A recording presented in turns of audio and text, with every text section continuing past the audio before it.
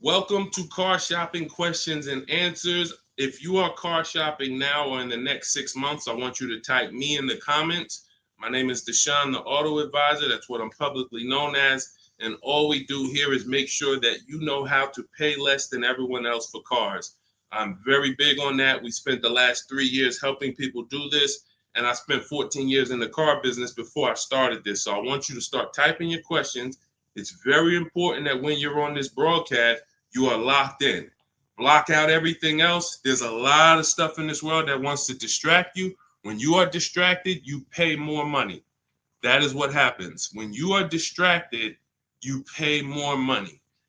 The people who get the savings, the people who know how to pay hundreds, thousands less than everyone else are locked in. So if you're locked in, I want you to type the lock emoji, or I want you to just type locked in, and we're going to get this show on the road.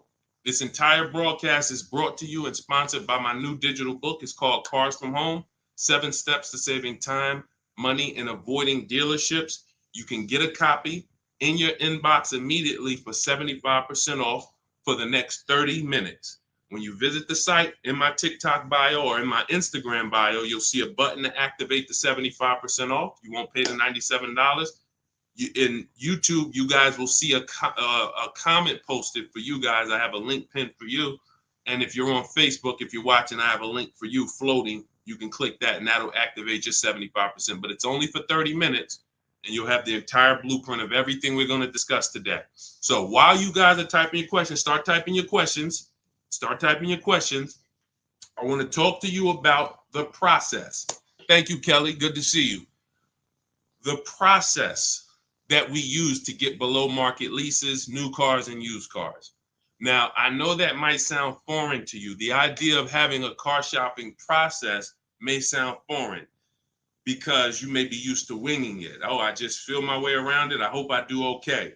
That is not a recipe for success, and you're not going to accidentally get a below market price. It's just not going to happen. You don't accidentally pay less than everyone else. You don't do that by winging it. And what I want to show you is how you can do this without being a good negotiator. So we use a 7-step process. That's why my book is called Cars from Home. You can already hear our process is at home. Who likes being at home? Hit the like button if you would rather spend time shopping at home than in a dealership. Hit the like button. Our process is called Cars from Home for a reason. All of your leverage, all of your control is from home. There is no power in the dealership. That's why the only time we're in the dealership is to look at cars, to test drive, and to go home. That is what we are there for. To look at cars, test drive, go home. We are never there to buy or negotiate because you have no leverage in the car dealership. So all of you, if you're like Deshone, I'm glad. Like, I hate being in car dealerships. You're going to love what we talk about over the next hour if you lock in. If you lock in. Again, if you're locked in, I want you to type the lock emoji, or I want you to type locked in, because I only want to talk to the people. I'm only talking to you. There's tons of people that's going to come through this broadcast. They know they're buying cars this week, this month, next month. They just going to wing their way through it, and they can't lock in. And I pray that we can get them to lock in so that they can see. Because listen, watch this. What y'all going to see me sharing throughout this whole show is really the people who've been locked in before you guys. Look, people like Adina. She just graduated, got her 2024 Hyundai Elantra.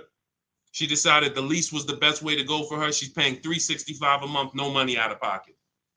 $365 a month. I know people right now. In fact, this reminds me when I was young, when I had my first, I got a Pontiac G6 lease. It was $256 a month.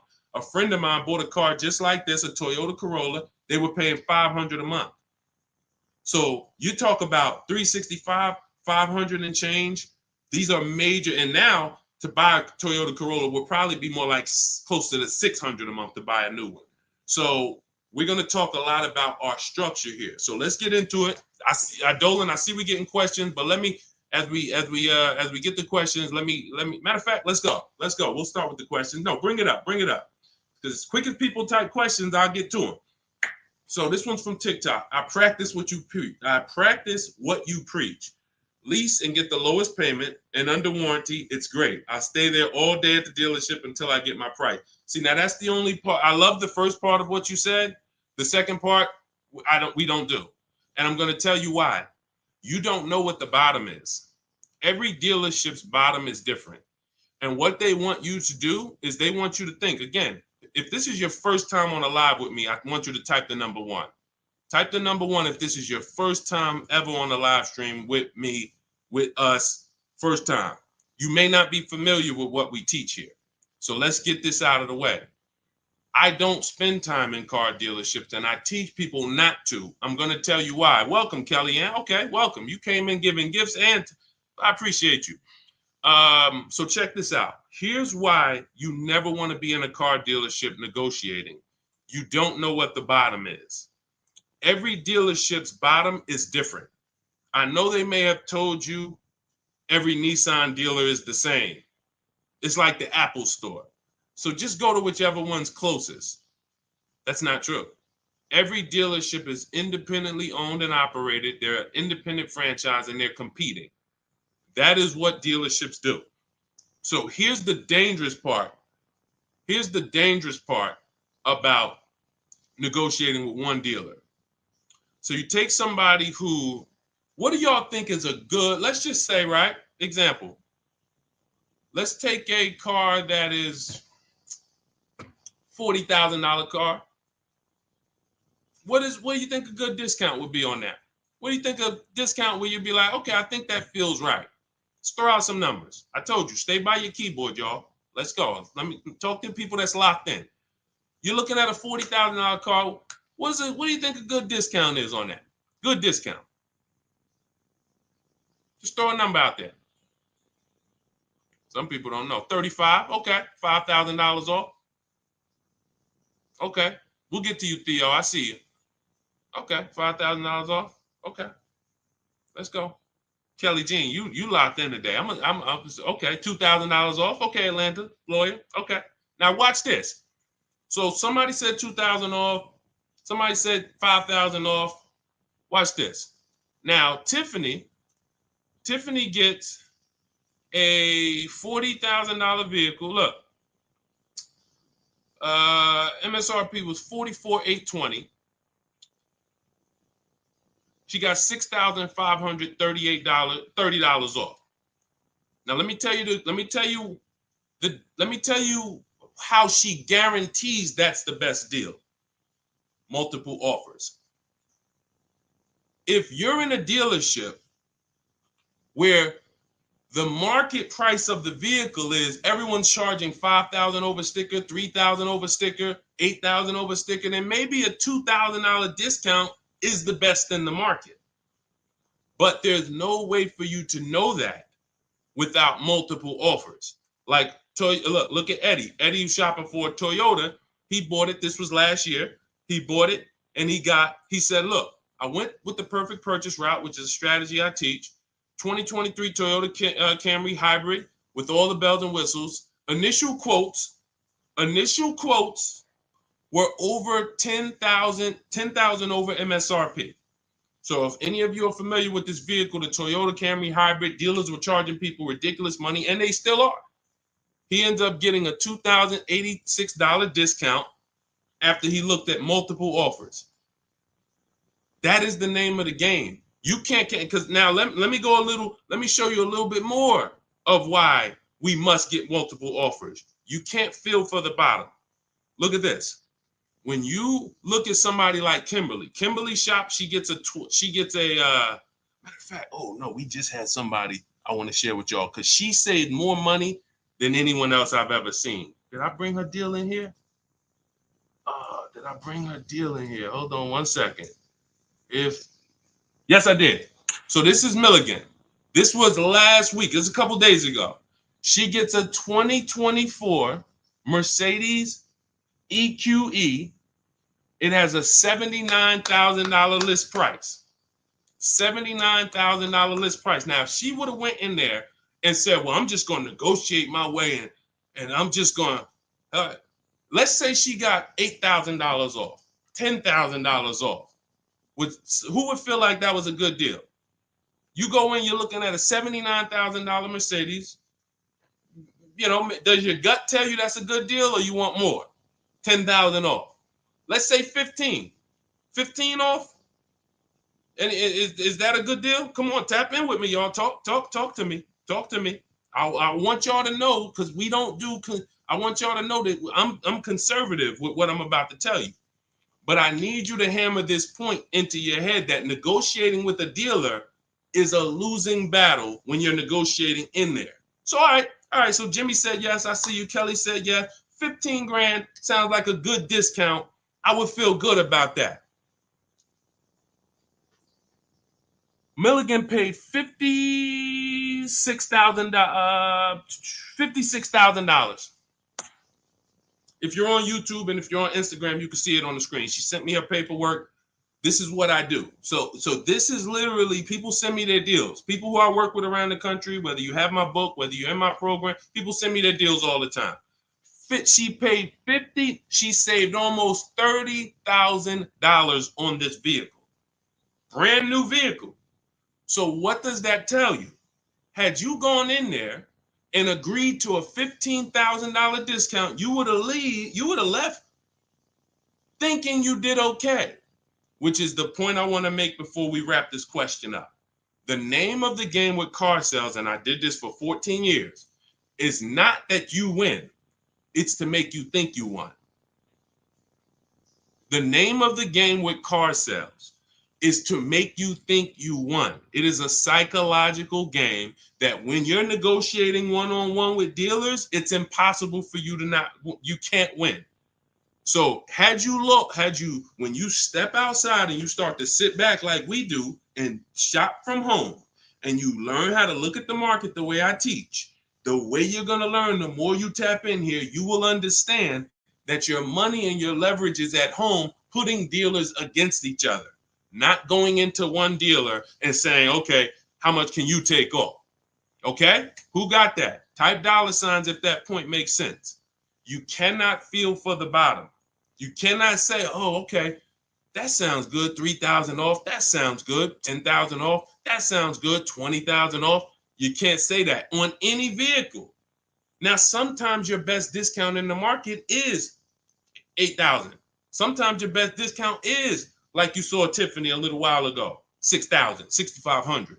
But the only way you can guarantee that that's the best offer in the market is to be at home looking at 5 to 7 offers.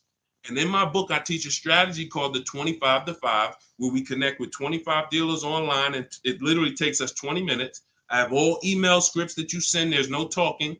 We use this for new cars and leases. And literally, you will get 5 quotes. That 25 to 5 get you 5 to 7 written offers so that you can see what the market is. And you're going to be amazed to see that the best offer to the worst offer is so far apart. When you're looking at these 5 to 7 offers, you're going to be like, wow, how could these dealers be so different? Because 80% of them are overpriced. So when someone tells you, hey, Tiffany, that's my best offer. Hey, Taryn, that's my best offer. Barbara, Ken, my best offer. They may not be lying to you. That's their best offer. We need their competition's best offer. And that's how we make sure we guarantee the bottom price. If Milligan would have settled for $15,000 off, she would have left another $13,000 on the table. We can't leave that kind of money on the table. Okay? So yes, I love that you seem to understand about leasing, the person who shared this question, but what I don't love is being in dealerships negotiating. I do not do it. I don't teach to do it. We stay at home and we make people bid for our business. That is the game. Okay, all of this is inside my new digital book, guys. You can see it. It's called Cars from Home: 7 Steps to Saving Time, Money, and Avoiding Dealerships. And you can see, Josh, I have a support email everywhere. You can see it on my screen. Every time I do a live, I have a support email. When you purchase the book, literally on the thank you page, as soon as you pay, as soon as you get your 75% off, it literally says, screenshot this page. And it says, here's my support team's email, just in case you may have typed the email in wrong. And it says, click the link below to open up your book. So you can open it right there on the thank you page, save it to your phone or your computer, and I email you a copy. So DM me. If you don't see the support team email, we share it everywhere. We share it everywhere. I don't want to share it here live publicly, but DM me and we'll share it. We'll share it so you can have it. All right. Hey, Deshone, I drive 31,000 miles a year. Can I still get a lease driving that much? Theo, great question. So let's talk to high mileage drivers. If you drive more than 18,000 miles a year, I want you to type HM for high mileage. Now, here's what's important for you to understand. And what I love about the way you ask this question, Theo, is you're asking to understand. You're not asking with assuming an answer. So check this out. If you drive 18,000, all right, I see you high mileage drivers. If you drive 18, I see you Toussaint. You have to think about something other people don't. This is how vehicles normally lose value. This is what I call the unseen expense. You must understand this. This is what I call car buying 101, depreciation. So the people who don't understand leasing or who tell you not to lease, they don't understand depreciation. They say things like, well, I don't like to lease because I want to drive as much as I want to drive. Here's the thing. You pay for your usage whether you buy or lease. Give you an example. Let's say you buy a vehicle today for $40,000. What's that vehicle worth in 1 year, everybody? Let me ask you. Throw a number out. You buy a vehicle today for $40,000. What is it worth in 1 year? Average miles driven, 12,000 miles per year. What is that vehicle worth? Is it still worth 40? Is it still worth 40? No. Right, exactly. 33. Let's go. Let's go. Shout out to the people that's not distracted. 33. Look. So now that's a good estimate. You look and you say, all right, that's 40. This is 33. That's 1 year of time I lost $7,000. Had nothing to do with the fact you bought the car. I thought you didn't pay for stuff if you bought it. I thought you could drive as much as you want when you bought it. So let's throw a curveball in for the high mileage driver, because this is the point we're making. What happens if you drive 20,000 miles? What's the car worth? What's the car worth? Instead of average miles, where like, okay, it'd be worth 30. You drive 20,000 miles, it's probably worth 30. Instead of 33, it's probably worth 30. You lost 10 grand of value. So the more you drive, the more you depreciate your vehicle. Does that make sense? It doesn't matter if you leased or bought. If you buy a vehicle for 40 and you put 100,000 miles on it in a year, that vehicle's worthless. You go around and you try to sell it, it's probably going to be worth $12,000 or whatever, $15,000. You destroyed the value with the amount of mileage you drive. So now once you see that, now you can get that, all right, I'm not off the hook just because I paid for my car and I didn't lease it. I lose in the form of depreciation depending on how I use this vehicle. So that's the basis for us to discuss leasing versus buying. And when you look at leasing versus buying, here's what we're asking ourselves. This is step one in my book. We don't do anything else until we pass this step. How many years are you keeping the next vehicle? How many years are you keeping your next vehicle? Type into the chat. Those of you who are shopping, I want you to answer this. How many years are you keeping your next vehicle that you're going to be shopping for? 8 or more, or less than 8?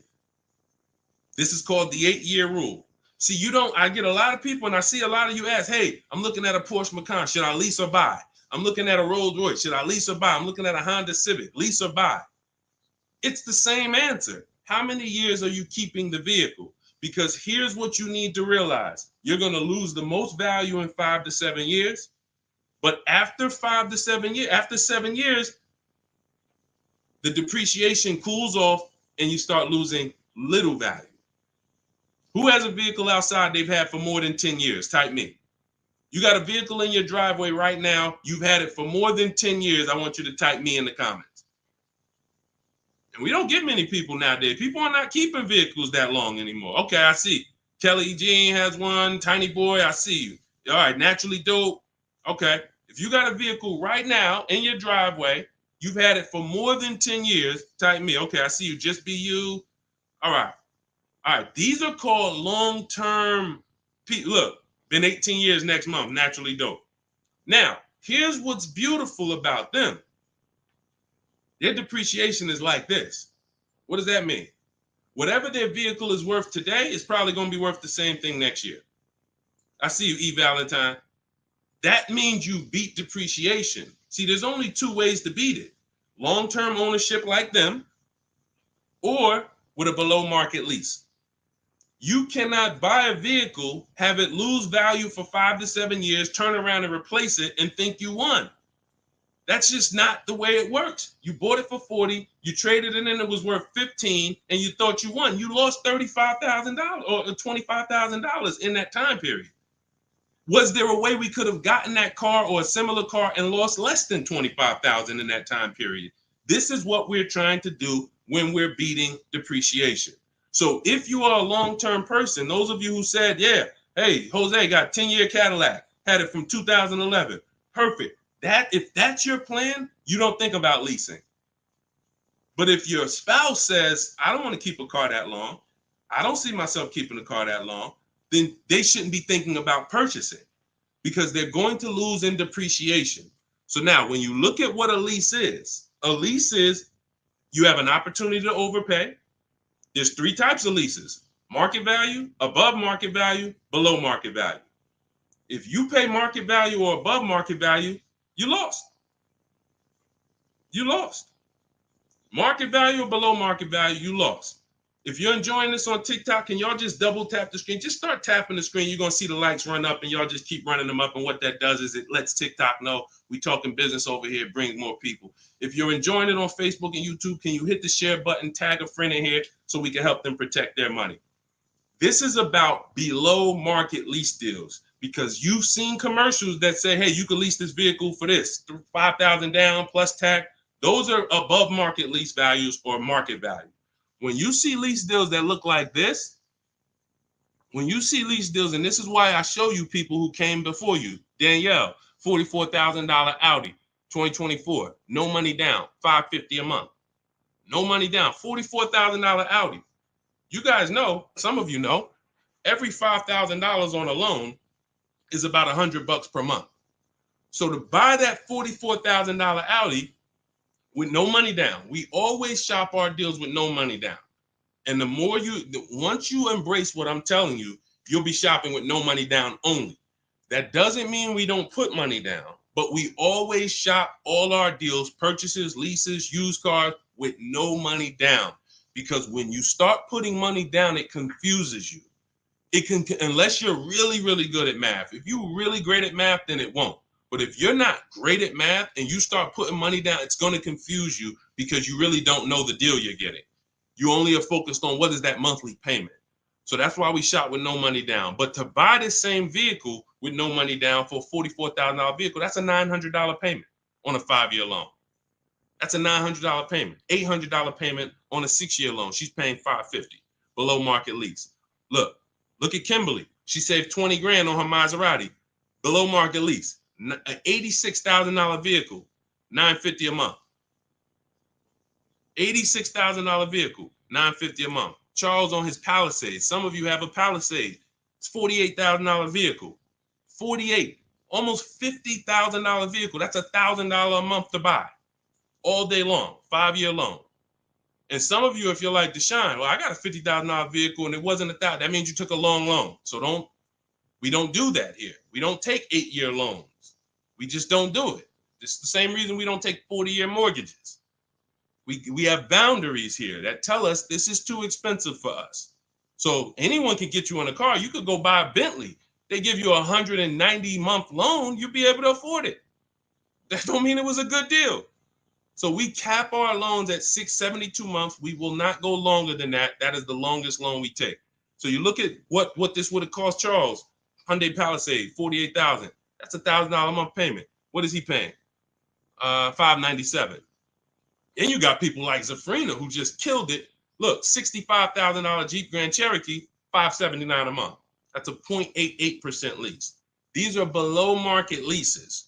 So when you're shopping for a below market lease, you are beating depreciation. Had they bought any of these vehicles, the vehicles would have depreciated way more than the small monthly payments they're paying to drive these vehicles. And then we look at Jen. Jen got an 18,000 mile a year lease. She bumped hers up to 18,000. Started out at 512 on her Honda CRV. Bumped it up to 18,000. Look, she went from 12,000 miles per year to 18,000 miles per year. It was literally 40 something dollars more per month, $50 more per month. So some of you see people and you're like, oh, they blame the lease for their mistakes. Oh, I didn't get enough mileage, so I ain't leasing again. The problem was you didn't get the mileage you needed because you let pennies stop you from actually having a good lease experience. Instead, you saw the payment for 12 and they said, well, if you want 15, it's $25 more per month. And you said, all right, well, give me the 12. Now you have a bad lease experience. You have a penalty because you didn't get the mileage you needed. That wasn't a smart thing to do. But blaming the lease is an even worse thing to do. So we always get the mileage we need. So Theo, when we look at now that you understand depreciation, you understand you buy a vehicle, you're killing the value. You're driving 31,000 miles per year. But if you bump your lease up, and I want you to shop for your leases with 12,000 miles, no money down, only first month's payment, taxes and fees in the payment. You get multiple offers. You need to get at least 5 to 7 offers. You could do it manually. You want to call around? You could do that. I do it, and I teach in my book. We do it without talking. Literally everything we do is email. We don't talk to car salesmen. And I'm a former car salesman. So trust me, when I tell you my system is you don't talk to car salesmen, it's better for them and you. When you go pick up your cars from the way we teach, the car sales people are thanking you. They're like, man, this was one of the quickest, easiest deals I ever made. You knew what you wanted. You sent me an inquiry. You gave me enough information to make the deal. We did it in 20, 30 minutes. This was great.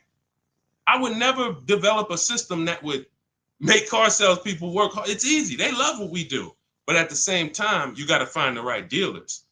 And you got to understand, all right, I have to shop with 12,000 miles per year first, and then let me get my best offers. You know, we teach something called the 1.5% rule. We divide the monthly payment into the MSRP. In my book, I have a calculator that does this for you. So literally, when you get my book, 75% off in my TikTok bio, 30 minutes, Instagram bio, 30 minutes, YouTube comments, Facebook comments, you see the link floating. You got 30 minutes to get the book for 75% off, so you won't pay $97. In there, I have calculated, you put your lease quotes into, and it literally spits out which one is the best, and it spits out counter offers that we email back to them. So once you do that, you find your best deal. Is it 1%? Is it less than 1% like Zafrina's? Is it 1.2, 1. As long as it's under 1.5, out of all your offers, you need to have 5 to 7 offers. If it's under 1.5, now you got good value. And now you ask them to adjust it up to 31,000 miles per year.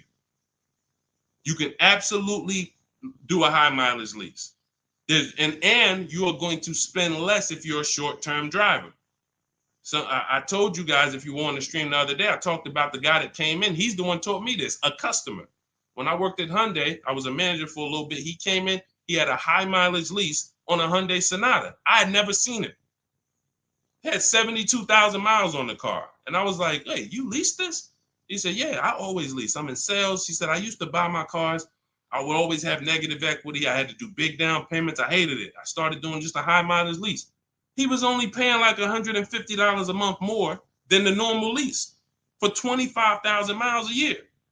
So instead of coming in with $10,000 or $12,000 of negative equity because he put so many miles on the car, he pays $150 more, drives as much as he wants to drive, comes back every 3 years, gets a new vehicle. He's not tying up money in these vehicles. Now, for those of you who are going to be long-term, like the people who we just shouted out about 8, 9, 10 minutes ago, that is the deal. You do not lease. You're going to buy, keep that vehicle until the wheels fall off. That's the win. But if you're not keeping your vehicles 8 years, you're overspending by thousands of dollars not leasing.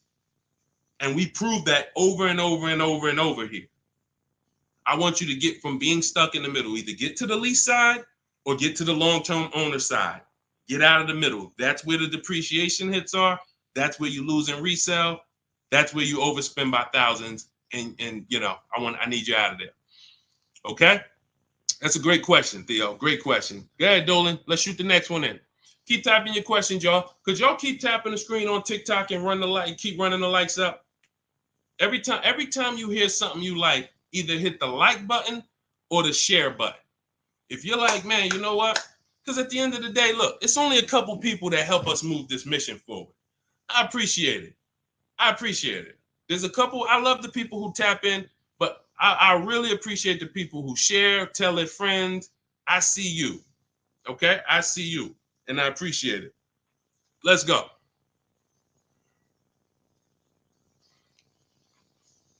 Okay, this one's from Instagram. If you negotiate with the manager, can you save because you're cutting out the sales guy? No. When you negotiate with a manager, I'm just trying. If I didn't have my way of doing it totally online by email, then I would be calling sales managers, and I'd only be dealing with sales managers. I'd be talking to at least 5. I'd be talking to as many sales managers as necessary to get 5 offers. And this is only for new cars and leases. The process for used cars is entirely different. We haven't had a question about that yet, so I'm not going to go into detail with it. But the process for shopping for used cars is totally different because that's based on marketplaces.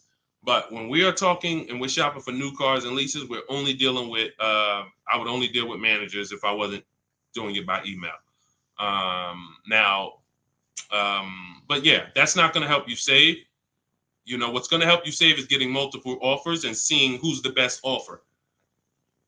Seeing which the first thing we want to decide when we look at a car. I was at the gym today and one of my friends showed me, hey, D, man, I'm looking at this car right here. This Lexus dealer had it on their showroom floor. I said it's 100 of them in the country. See, you fall in love with that one. And you seem to think, that's the only car out here like this, and whatever I can negotiate with them is great, man. 100 of those cars are around the country. 100, maybe 30 of them are within 100 miles of you.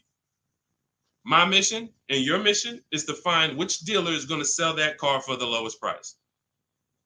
That's the mission. It's very simple, and it's very simple when you're doing it from home. Very simple. We don't negotiate with one car. They're cookie cutter. I don't care if you're looking at the rarest Bentley. There's still a couple of them in the country. Because the more, when a dealer can make you think we're the only ones with this car, they can charge you what they want to charge you. And you're going to say things that are going to be like, charge me more. What does that mean? Oh, man, I ain't seen this one before. Okay, ching, cash register. You say stuff, See, I'm a former car salesman, and thank God he's put me here to do good in this world. And he's given me a heart to help people, and I just never had the heart to take advantage of people. I know the business like the back of my hand. I've been a manager at Ray Katina. We had to run our own deals. Most car salespeople have no idea what I'm talking about. Me and my friend, we were just talking about this because the places we worked at, we had a different standard. We had to know the numbers. We ran the program. Ray Katina didn't have finance managers. A car salesman who just runs back and forth, no disrespect, but you don't know what we're talking about here. You say, all right, get the customer, go get the numbers. Get the customers, go get the numbers. You won't get that. But at the end of the day, that is like this. When I tell you that when you start putting dealers against each other, it's the only way for you to prove to yourself what I'm telling you is true. I can show you people all day long. I can show you Jen. I can show you Rosalie. I can show you these people ain't me. These people wasn't in the car business for 14 years. Ansley, look, got his car in 2 days. Look, he said, I started the process Saturday, made the deal Monday. Got him a 2024 QX60 Lux, $58,000 vehicle, $554 a month at home. At home. He wasn't in the dealership for 12 hours to get this ridiculous price. I can show you this all day long, but until you see that the name of the game is putting dealers against each other, and when you see how much you're going to save, you'll never go back to the old way. You'll never go back to the old way that you were programmed to shop. You weren't taught to shop that way. You were programmed to shop that way. Nobody taught you to shop like that. It just was like, oh, I guess I'm going to go get a car. Let me go into the dealership. No one told you to do that. It's an indoctrination process. So you got to get the mindset first.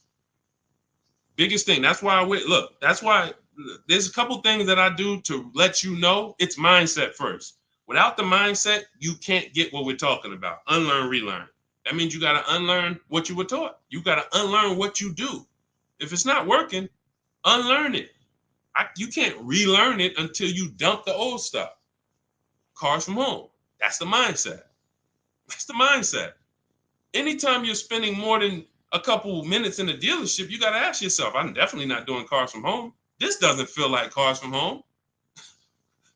If you're home more, then you should be feeling like, okay, this is cars from home.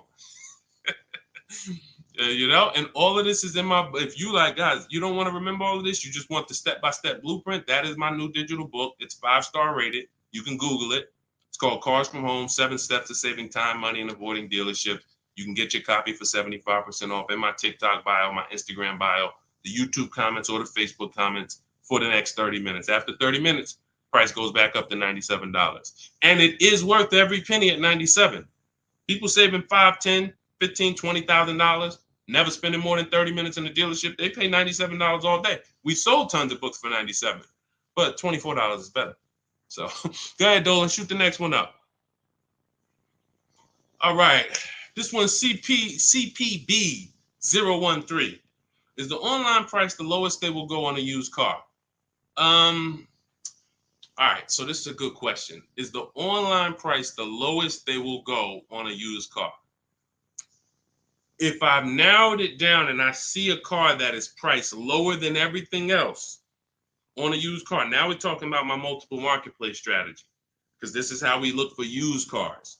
We're looking at all the marketplaces. Everywhere there are used cars at, we're looking at them. Cars.com, Carfax, Car Gurus, Auto Trader, CarMax, Carvana, Driveway, eBay Motors. 8 marketplaces. We open these up, we start our accounts. Once we narrow it down based on title, service records, accident history. We cannot, hold on. I got a feel TikTok is telling me, let me just, hold on. Can y'all still see me on TikTok? Give me a thumbs up. Give me a 1 if y'all can still see me on TikTok. Give me a 1. I just want to make sure. I just had a pop-up message on TikTok. All right. Thank you, Tiny Boy. Appreciate it. Okay, so you do not buy a used car without making sure you see the service records. There are a couple big things, couple major things when you're buying a used car you need to do besides price. I'm telling you this. We tend to focus on price. We must get a quality car and a below market price. One without the other is a loss. If you tell me, Deshone, man, I used your strategies, I shop, I paid below market value, I know it, I saw this was the lowest car within 100 miles, but the car is in the shop every 3 to 6 months, that's a problem. We lost. So we must get both. So we narrow this down based on service records.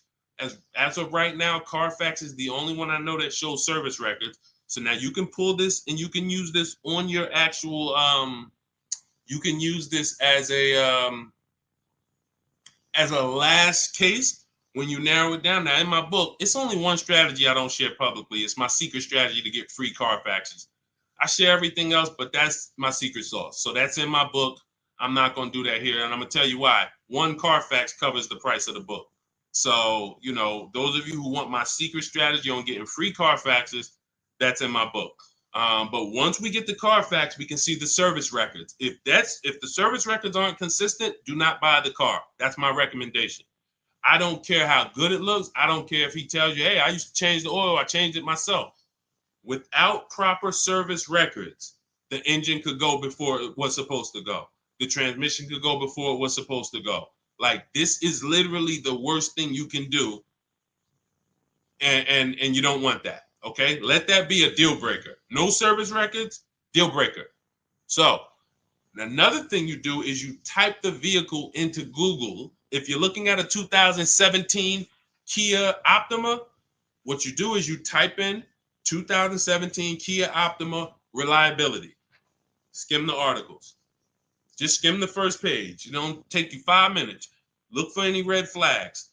Owners report electric issues. This vehicle has less than average reliability. Once you skim that and you see you're either going to eliminate that vehicle or it's going to pass, after you do that, I want you to type in 2017 Kia Optima longevity. Now you're going to see websites that look at engines and transmissions and what owners say in the long term. And it'll say these vehicles may last 200 to 300,000 miles. This is how you get quality. Again, you cannot get a great price and then not a quality vehicle. It's a loss. We got tons of people, you may have had that issue. You felt like you were doing good, and then all of a sudden your car's having problems. Whatever price you paid for it doesn't matter. The car's having problems. So this is how we prevent that to the best of our ability. So you type in longevity, you may see owners report transmission issues at 80, 90,000 miles. If you're looking at a vehicle with 70,000 miles, isn't that important? Type dollar sign if you understand. If you're looking at a used car and it has 60,000 miles, you do that quick search I just said, and it says owners report transmission issues at 80, 90,000 miles. Wouldn't you want to know that? Quick search. This is 10 minutes to say this is free.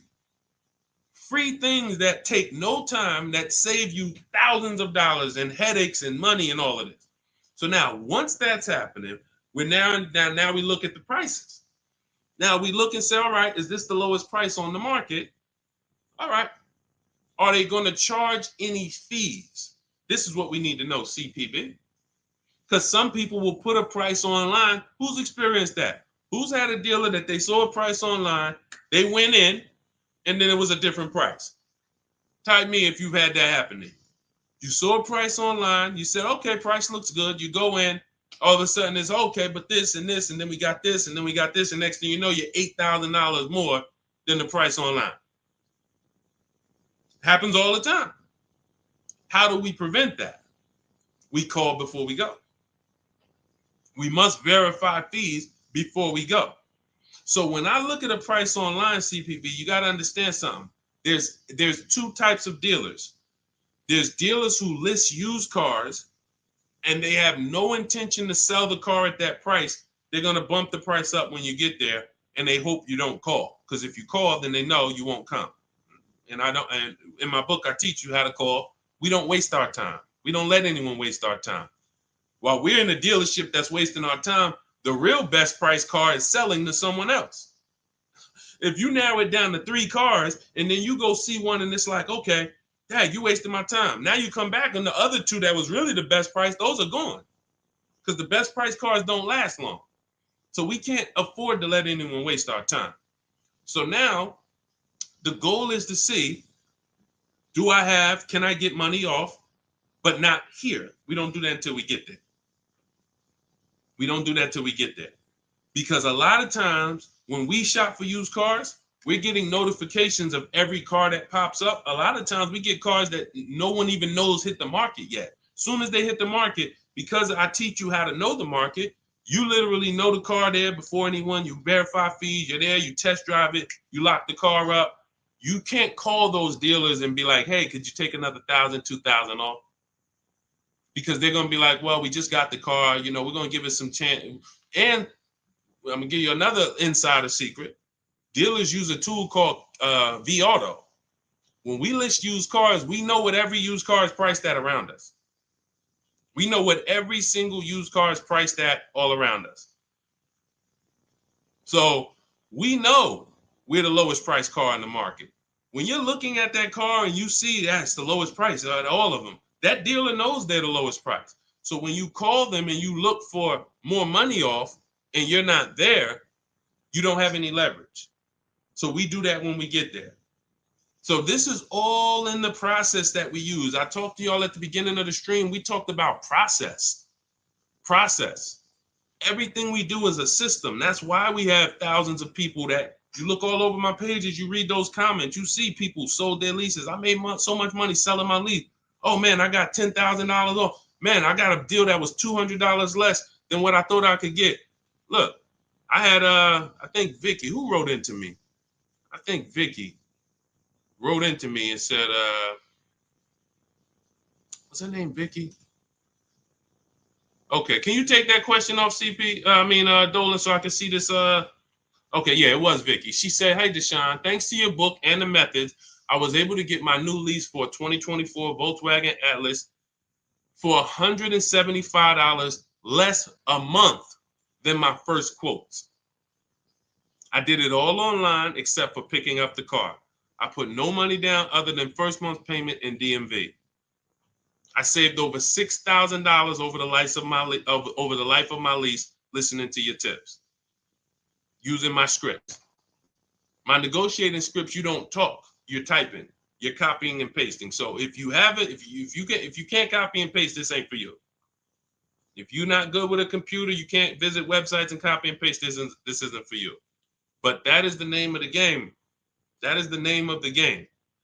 Like, it is all about having a process, not winging it. This is a 5 and 6 figure transaction. You wouldn't wing a home purchase. I don't care if you found the least expensive shack in the country. You found a shack that was $40,000. And you're like, man, I want to buy that shack. You wouldn't wing that process, right? You wouldn't be like, oh, you know what? I can handle it. Forget the attorney. I don't need a realtor. I don't need none of that. I'm just going to go and, no title company. No, there's a process. Doesn't matter. Even the least expensive house. So if you treat car buying here like you treat home buying, if you treat car buying like you're buying a small house instead of a big TV, that's how people treat buying cars. Then people come in, hey, honey, look outside. You bought a car? Hey, I went down. I told you, I told you I was just going to get milk, but I stopped by the dealership. I knew you was out for a couple hours. What happened? Like, how'd you buy a car? Well, I stopped by the dealership. I saw this thing and I just had to make it. You made a $30,000 transaction in minutes.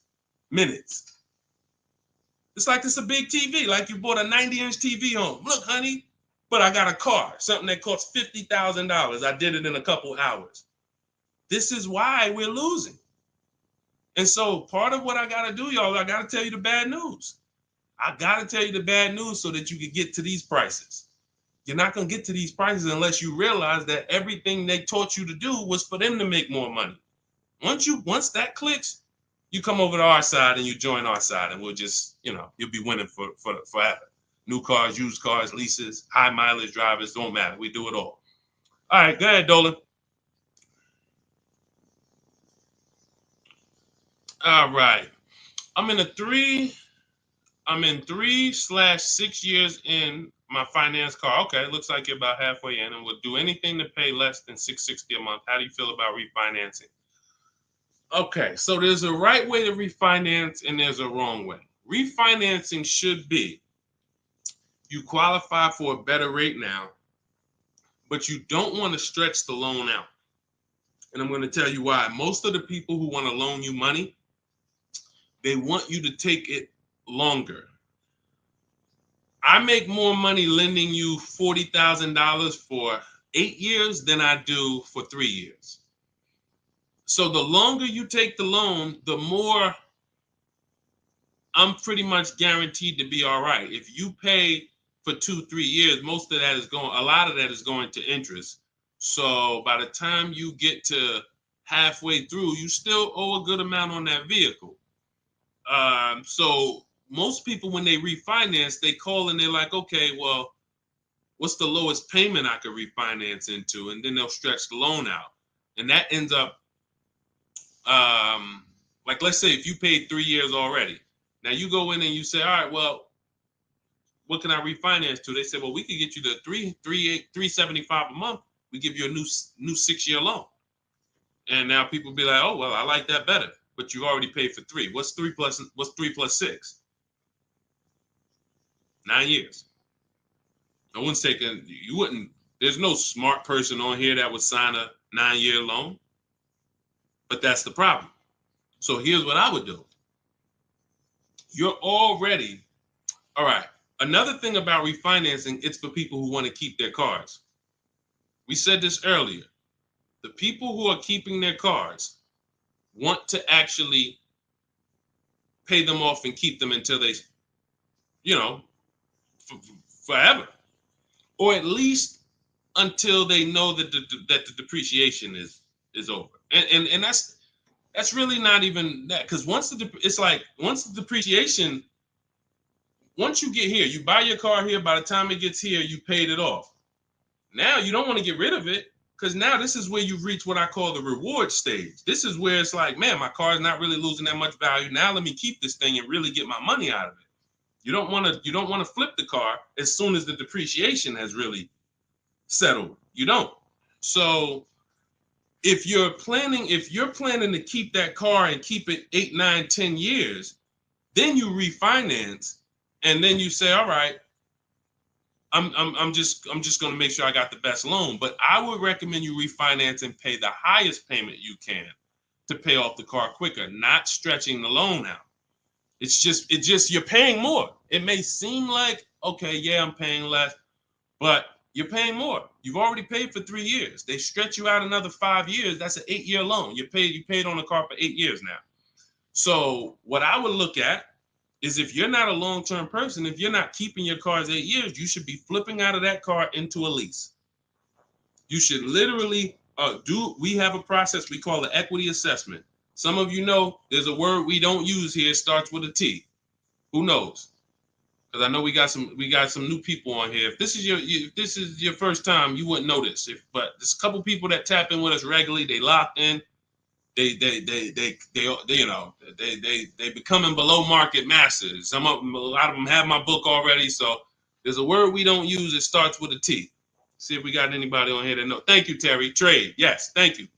Way to go. I love the people who are locked in.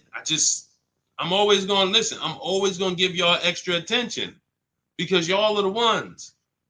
It's a lot of distractions out here in this world. A lot of people want you reading news articles and all of that. While you doing all of that, people charging you more money for everything. Stuff you didn't have to pay overpriced for this car. But because you didn't tap in and lock in, now you just went and did it over. So yes, we don't trade. So what you would do is you would do an equity assessment. We go to cash buyers. We use 6 buyers right now online. CarMax, Carvana, Driveway, KBB Instant Cash Offer, and AutoNation and Car Gurus. That's 6 cash buyers. They compete hard. 3 of them link you to a local dealership for a cash offer. 3 of them are online car buyers for cash offers. And these are people I've helped hundreds of people sell cars to these people. I've sold my car, my mother's car. We both sold our leases, and I ain't gonna tell you what I made when I sold my leases, because that's when the market was high and every car was worth $7,000 to $12,000 more than it's worth today. You know, I'm so glad we look back and we helped a lot of people cash out and benefit from that market. That's no longer here. That's over. But there was a 3-year run where we were selling leases and making literally 5 figures. It's amazing. But anyway, the point is, you want to do an equity assessment.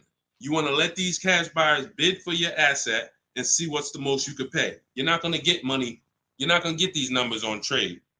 So once you do that, you see how much you can pay. Now, we were switching to a lease. You get a below market lease on something, you drop your payment very simply. Very simply. You going into another finance though, it's going to be difficult for you to do that. It's going to be difficult for you to do that. Let me see the woman I had who went. She just did this. She literally just did what I just laid out for you. And let's see, what was her name? Melissa. Was it Melissa? Yep. So Melissa said, you see this a couple days ago, she said, I took possession of a 2025 Honda Pilot EXL. She realized, you know, she wasn't a long-term person. She's not keeping her cars 8 years. She's losing on depreciation. Once she learned that, she said, Deshone, I'm following the strategies. I'm flipping into a lease and I'm going into, leasing like a boss. She ends up leasing. She now gets her equity assessment done. She finds out she has $12,000 of equity in her old car. $12,000 of equity in her old car. Now, after she does her equity assessment, she says, all right, let me get my offers for my Honda. Let me see the dealer that's going to sell it to me for the lowest price. If you're on YouTube, if you're on Instagram, you can see this.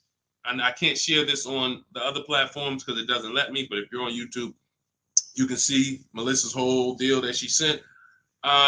So she ends up She ends up leasing $597 a month. She got a 15,000 mile a year lease. The Honda was, I believe, close to $50,000. Yep, it was close to $50,000. She has a $12,000 check coming that she's gonna put in her bank account. Now, she was used to just flipping that over to the next car. That's how they get you. See, hold on, I got it. That's how they get you. She's used to going into the dealer. What's my old car worth? Who's done this? If you'll be honest and say, ouch, you've done this. If you can't say amen, say ouch. That's what my old pastor used to say. Can't say amen, say ouch. When you look and you go, what's my old car worth? I want to use that for a trade. I don't want to put no money down. That's why I got my old car. Now what'll happen is that old car, you just flip the finance, and now when you hear the payment, it's like, okay, I guess the payment's not that bad, but you don't realize your old car was a $10,000 to $12,000 to $15,000 down payment that just stacked their profit, and now it's all types of bad. It's because it's too much money for a person to control. It's too much money. When you go into a dealership to trade and you need a loan, that's 3 transactions you're giving to the dealership. 3. That means I want to sell you my old car. That's 1 transaction. And instead of me making people bid for my old car, I'm just going to give it to you. I'm going to just have you be my only offer. Even though I know, well, you don't know, that's why you're not doing it. Even though there's tons of other companies who want to compete to say, hey, wait, we'll pay more than that. We'll pay more. They're giving you 10 for the trade. We'll give you 13. We'll give you 12. Like, you don't know these people exist. So you're now giving that to the dealer. Now you say, and I need a loan.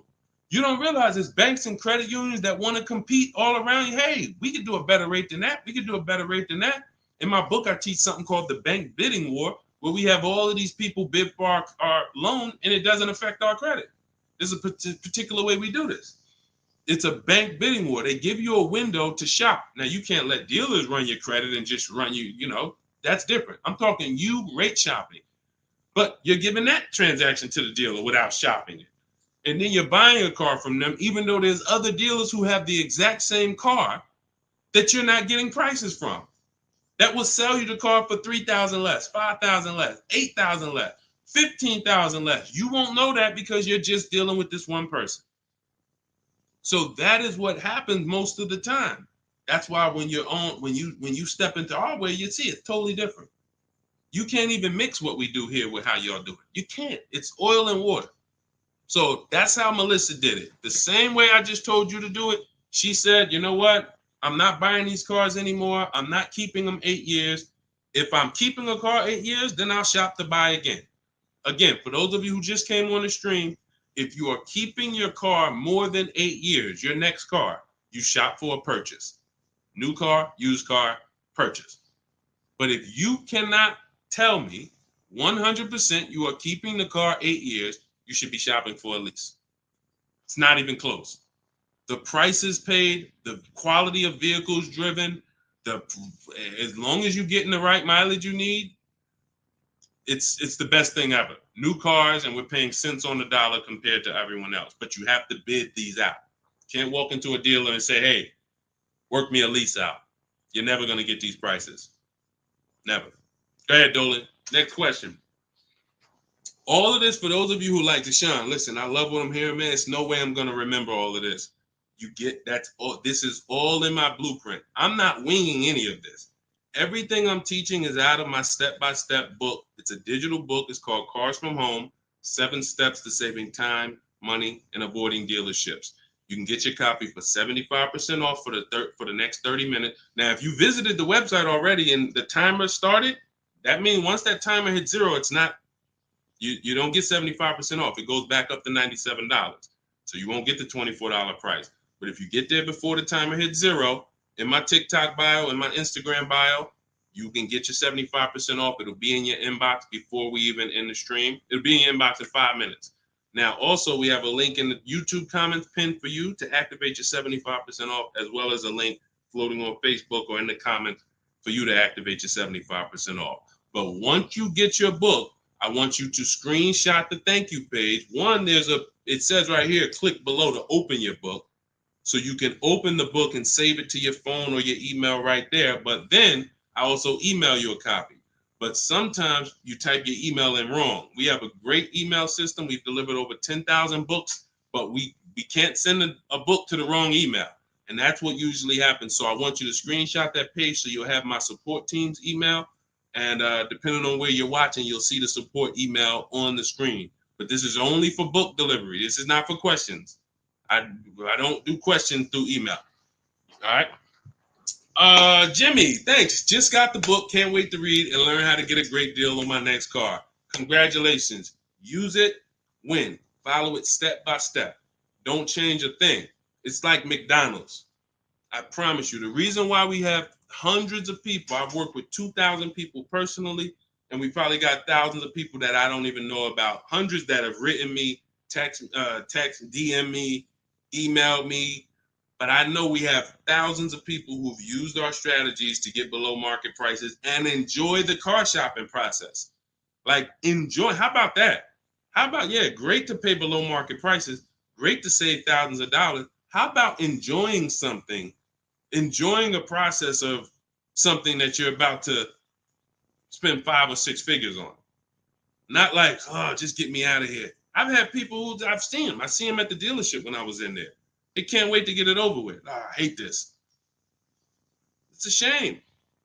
It's a shame. We enjoy car shopping. When you're in control, when you're making people bid for your business, when you see companies, banks, dealerships fighting in your inbox, hey, look at my offer. Look, hey, can we anything we can do? When you feel like that, you see you are the prize.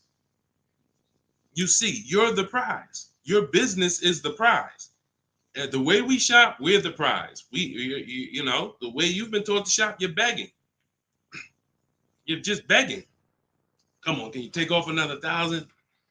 Come on, you really gonna lose a deal of, $20 a month? Come on, I know you could do better than that. You're begging. Mm-mm. Mm-mm. Yeah, congratulations, Jimmy. Keep me posted and make sure you email me your deal when you get it. I can't wait to see it. Go ahead, Dolan. Got a time for a couple more. All right, let's get through as many as we can. Let's go. Just be you. What's average credit score you need for a good lease with no down payment? I would say I like to see people around 670, 660. Depends on the vehicle you're shopping for. Now, there's some vehicles that won't let you be their first lease. If you've never had a car loan, you need to have a car loan. Mercedes was big on that. They wanted you to have a car loan or lease prior to them. But usually a 680 can get you approved tier 1 for most vehicles that I've seen. Now, it's not all about credit score. It is. I have something in my book I call, it's called, leasing and credit. And what I tell you is it's about profile. It's more about profile than just score. Profile is like nothing gets you approved for a lease like a paid car. If you paid on time for a car you have now, even with a 640 score, if they look at you and see, wait, well, she's never missed a payment on her car in the last 5 years, there's a good chance you're going to get approved because that weighs heavy, But if you don't have a car or a paid off car, then you want to have a higher score, 680, 690, 680 I usually see. And again, it depends on the vehicle, but most vehicles that I've seen with a 680, solid profile, good income, you don't have to make a lot, they need to see that you can afford the vehicle. That's just fine. Yeah, that's just fine. And look, if you're not ready to get a lease yet, then you should be setting yourself up to get a lease. You should be setting yourself up. No, thank you, baby. You should be setting yourself up to get a lease. What does that mean? If you don't have the credit to lease right now, the last thing you want to do is go get let me tell you what people do. Can't sacrifice. Can't sacrifice. You don't have the credit, but you want to drive the nice vehicle. So you're going to go out and you're going to spend 20, 25, 30 and say, hey, what could you get me to on that? Now you go out and you're paying $800 a month. Now, you're already slightly shaky in your payment history. That's a problem because you're biting off a big payment. You're typically going to overpay for that car, and the interest alone is going to be an overpayment. Not to mention the price of the car you pay. So you're getting charged more for interest, which is normal. But without shopping strategies, now you go and you overpay for the car. So you might overpay for the car, and now you got a 25% interest rate. You're burying yourself. So now you look up and you say, okay, next car, am I any closer to leasing? Not if you missed a payment on that. One late payment on that, no, you jacked yourself up. So what I teach people to do is when you don't have the credit, get something very inexpensive. Get something that you can get the least expensive car that you can get a loan on. Get a car that was like a Hyundai Elantra or, Toyota Corolla, something small. That was the smallest car you could get, because the smaller car you get, that means you could get it pre-owned and it won't be that expensive. Like, all right, a Hyundai Elantra is $24,000 brand new. That means I could get, if I wanted to spend 10 grand on one, I should be able to get one that's like 7 years old, 8 years old. It's only 24,000 new. I shouldn't have to, but if I'm looking at a car that was 50,000 brand new and I want to spend 10 grand, then, I'm going to get a 10-year-old one with 100,000 miles. So we want to get the least expensive car, the smallest car, no frills car, just to have a payment history. Build that payment history, $250 a month, pay them, work on your credit. Now in 18 months, you go and you flip to a lease. 18 months, 2 years, you go and pull up in a brand new car. The people going to look and say, oh, man, I ain't realized, man, I saw you pull up in that old thing, and I was like, man, what's she doing driving that? But you ain't know, this is a plan. This is a strategy. I'm not going to go and bite off a expensive car. What I need to, I need the nicest car, knowing that my credit isn't there yet. I'm going to sacrifice now for 2 years, get a car with a low payment, make sure it's reliable. I call this a smart car. It stands for saving money at the right time. And then in 2 years, I'm flipping into a brand new lease because I worked my plan. But that's a plan. How many people I saw with bad credit driving Dodge Chargers? I look at what they paying and it's like, yo, dog, this is a horrible deal. Why'd you do this? You couldn't just sacrifice. You already make the money. You could have bought a less expensive car, fixed your credit, and in 2 years you've been driving a new Dodge Charger with, leasing it. Like these are the things that I tell people with bad credit, because it's a real financial, you need a plan. You need a plan. So good question though, just be you. All right, go ahead, Dolan. Send one more in. Let's go. Everybody getting value. If you're getting value out of the stream, type $signs. Type $signs. This is what we do over here. I see y'all running the likes up on TikTok. Shout out to everybody tapping the screen. Appreciate y'all. Queen Daphne, I was leasing for 20 years and I bought this last car. I have 76,000 miles on it in 4 years. Now I want to get a new one. See, you're a lease person. So you shouldn't, you're a lease person. You should be leasing, getting yourself, if you have in 4 years, 76,000 miles, that's about, it's probably about 18,000 miles a year. Look, here's the thing. Look at Jen. If you didn't see Queen Daphne, I shared Jen's deal earlier. Look at Jen. She got the exact lease you need.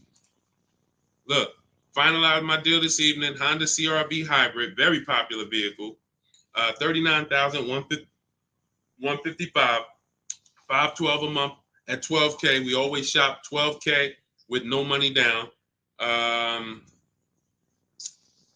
It was a 512 a month payment.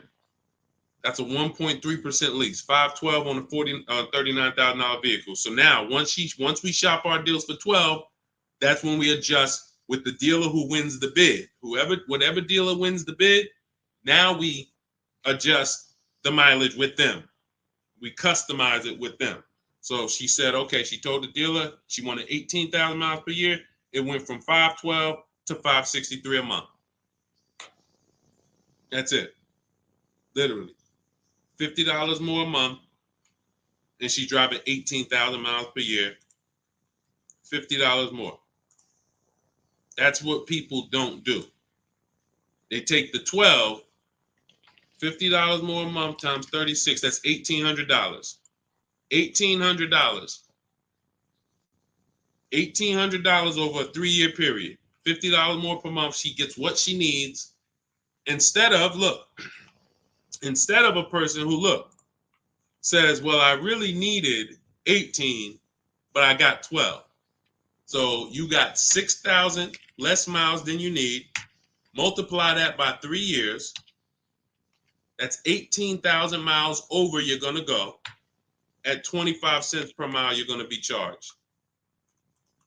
18,000 miles over at 25 cents per mile is $4,500 penalty. This is what we call penny wise, dollar foolish. Penny wise, dollar foolish. I'm going to pay $4,500 at the end to avoid paying $1,800 over 3 years. Y'all understand? You understand? It's always about getting the mileage you need. It's always less expensive to get the mileage you need because people think they can avoid that. They think, and some of it is the dealer's fault and some of it is the person's fault. The dealer may lie to them and say, hey, if you go over mileage, don't care, just come back and we'll get you out of it. They're just rolling that $4,500 penalty over to the next car and burying it and stretching it out. That doesn't go away. You cannot, because you know why the dealer has no control over this? Because the dealer has nothing to do with that. It's the bank's vehicle. The bank is expecting you to bring back the vehicle with the mileage you said. So when you bring it back and it has 18,000 more miles, you owe the bank. The dealership is out of it. The day you buy the vehicle, that paperwork signed, the check gets cut, dealership gets paid, dealership's out of it. They have nothing to do with the car anymore. It's between you and the bank. That's the bank's car. That's why when you drop off a lease, you pay a disposition fee to get the money, to get that car back to the bank where it belongs. The dealer has to transport it to the bank. It's their car. So it's always, we always shop for what we need. And it's a small amount of money. So what you do, Daphne, is you do your equity assessment. We talked about it. If you missed it about 10, 15 minutes ago, you can go and watch the YouTube replay. Or if you want everything I teach step by step in my book, it's in my digital book. You can click the link in my Instagram bio or in my TikTok bio. You get 75% off, so you get the steps for $24. As long as you get there before the 30-minute timer goes to zero. But what you do is you do your equity assessment to find out the most money a company will pay you for your current car. See if you have equity or do you have negative equity. And once you do that, now you move into shopping for your replacement lease. And it's simple. You separate those two transactions and you'll be just fine. And it's very, very simple. But I wouldn't, unless you're keeping your car 8 years, don't do this. And this happens a lot. People who love leasing, enjoy leasing, and then all of a sudden you buy something and it's like, nah, you know what? I really want to get back to leasing. That happens. I did it. And I broke my own rule. And here's the thing. When you break your own rule, y'all see, because I'm about to replace this truck, because I thought I was going to keep it 8 years. This is why you have to know. When I bought this pre-owned Infiniti truck, I got a great price on it, saved 42% off the original price. That's another thing we do with used car. We must know what the original price was to know if it's a really good deal. We didn't go into detail on that in this show, but that's a big deal. You cannot, how do you know you're getting a good price on a used car if you don't know what it was originally priced? What equipment it was, what packages it had in it, what was the original list price, and what's the asking price? That's how we calculate discount. I call that the true value discount. That's in my book. So, but when I got it, I got a great deal on it. Now, when I look at the money that I paid over 3 years, once I get this new lease, you're going to see that I could have just gotten the lease. I could have just gotten the lease when you compare a used car, great deal on a used car, to a lease, they're about the same money coming out your house over a 6-year period. If you got one vehicle and you kept it for 6 years versus 2 leases, it's going to be about the same money on 2 pre-owned cars. Now, comparing a new purchase to a below market lease, totally different money. thousands more for the new purchase, thousands more. We've already hit on that throughout the stream. But what I'm going to show y'all when I do this is the amount of money that I put into the car over 3 years, over the almost 2 years I've had it. I could have just leased a brand new car for the same amount. So it's not that I overpaid, but what I could have been driving had my structure been right. And again, that's why the 8-year rule is so important. If you can't guarantee you're keeping the vehicle 8 years, you should not buy it. You should be shopping for a lease. That's the name of the game. It's not even a question. We continue to prove that over and over and over again. So anybody, if you just jumped on, you can watch the YouTube replay. You can see all the lease deals that we shared. Again, the message is get from one side, get out of the middle. Get out of the middle. You either want to be on the shopping for below market lease side, or you're a long-term buyer keeping your cars more than 8 years. Everyone who's buying their cars and trading them in, or buying them, paying them off, and then trading them in, you're losing the most money because you're on this depreciation curve. Again, we're just recapping what we covered in the show so far. This is how you're losing value, and then as soon as you get to the bottom where it's starting to cool off, you replace your car and you go do this all over again. So you need to get to one side. You either want to be shopping over here for below market leases, or you're keeping your cars long enough to beat depreciation, like the people we talked about earlier in the show who said they had cars for 12 years, 10 years, 15 years, 18 years. That's the name of the game. You don't want to be leasing and then buying the lease. You're mixing them. You don't want to be buying the cars and then replacing them before they're paid off. You're stuck in the middle. So let's get in the right structure. Again, all of this is out of my new digital book. It's 5-star rated. It's called Cars from Home, 7 Steps to Saving Time, Money, and Avoiding Dealerships. It is the blueprint for below market leases, the blueprint for below market used cars, new cars, high mileage drivers, high mileage leases. Everything you need is in there in a step-by-step fashion, making banks and credit unions bid for your business instead of just going with one bank. Rates are high. Whenever rates are high, you need to be shopping rates. Even when rates are low, you need to be shopping rates. And you're not, this is all money. 2 points on an interest rate literally could be $2,000-$3,000. That's big money. So we need to know this. All of this is in the book, and you can get your copy for 75% off. It is a digital book. So anything that happens new in the industry, I update it. Example, Vroom went out of business. Vroom used to be on our list of people to sell our cars to on the equity assessment, and they were on our list of pre-owned cars. When we would shop for pre-owned cars, Vroom was on our list. Vroom went out of business. I went right into the master file, updated it. Everyone who opens up the book, you never saw Vroom since then. I couldn't do that with a print book. If I had 10,000 copies in print in people's houses, how do we update it when these companies go out of business or when a new website comes into the market? So with a digital book, we do that. You get free updates for now, and that's what we've been doing. So 30 minutes only. Once the timer hits 0, the price is $97. Once you get to, before you, where can you go? TikTok bio, Instagram bio, Facebook link in the comments, or it's floating, YouTube pinned comments. Get there, get your copy for 75% off. And please send me your deals. When you make your deals, send me pictures of the car, send me the details. I can't wait to see it. All right, we'll be back for another stream. Shout out to everybody who checked in. Shout out to everybody that was locked in. God bless y'all.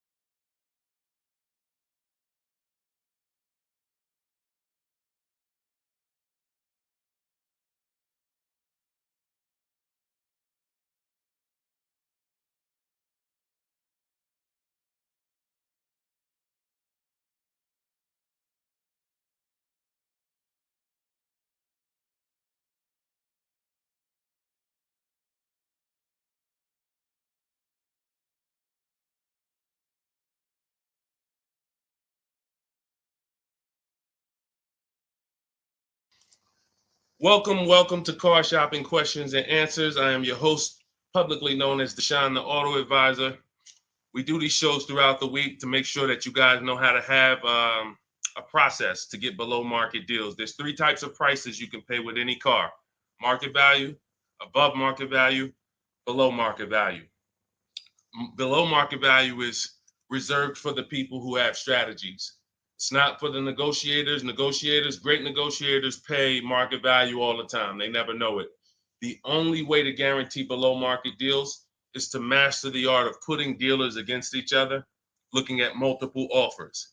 That is how you guarantee below market deals from home. So everything we're going to be talking about today is something we call the cars from home mindset. You do not need to spend more than 30 minutes in a car dealership to pay below market price.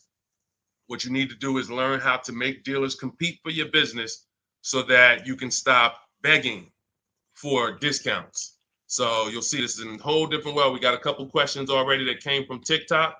So we'll get to those. You guys can start typing your questions. We have Dolan in the background. He's moderating and he's going to bring in as many questions as we could get through in the next hour. So we're going to try to go as fast as we can. Let's get the show on the road. Everything you're about to learn is going to be out of my new digital book. It's called Cars from Home, 7 Steps to Saving Time, Money, and Avoiding Dealerships. And as part of our welcome offer, you can get a copy for 75% off. It's normally $97 and it's worth every penny. You can Google it. You can see it's 5-star rated reviews, but I want to make you a special welcome offer to get your copy at 75% off. You can get it in my TikTok bio and my Instagram bio. Just click the link and it'll activate that 75% off.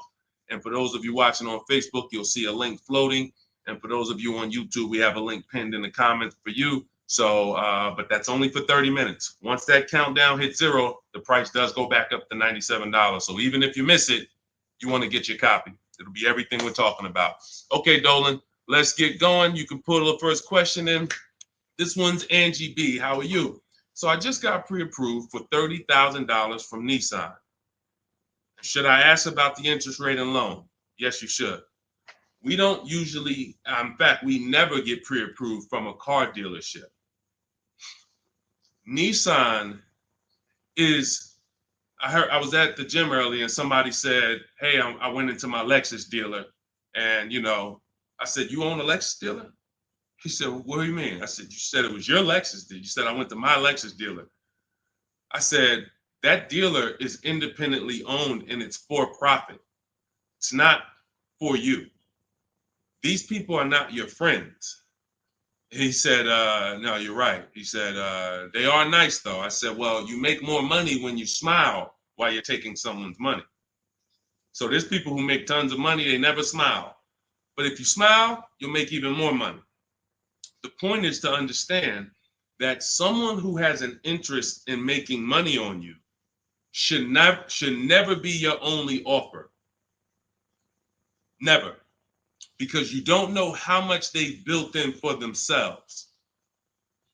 So when you get this pre-approval offer, the best thing for you to do is to, all right, there's some smart people on here that know this. They know this particular part.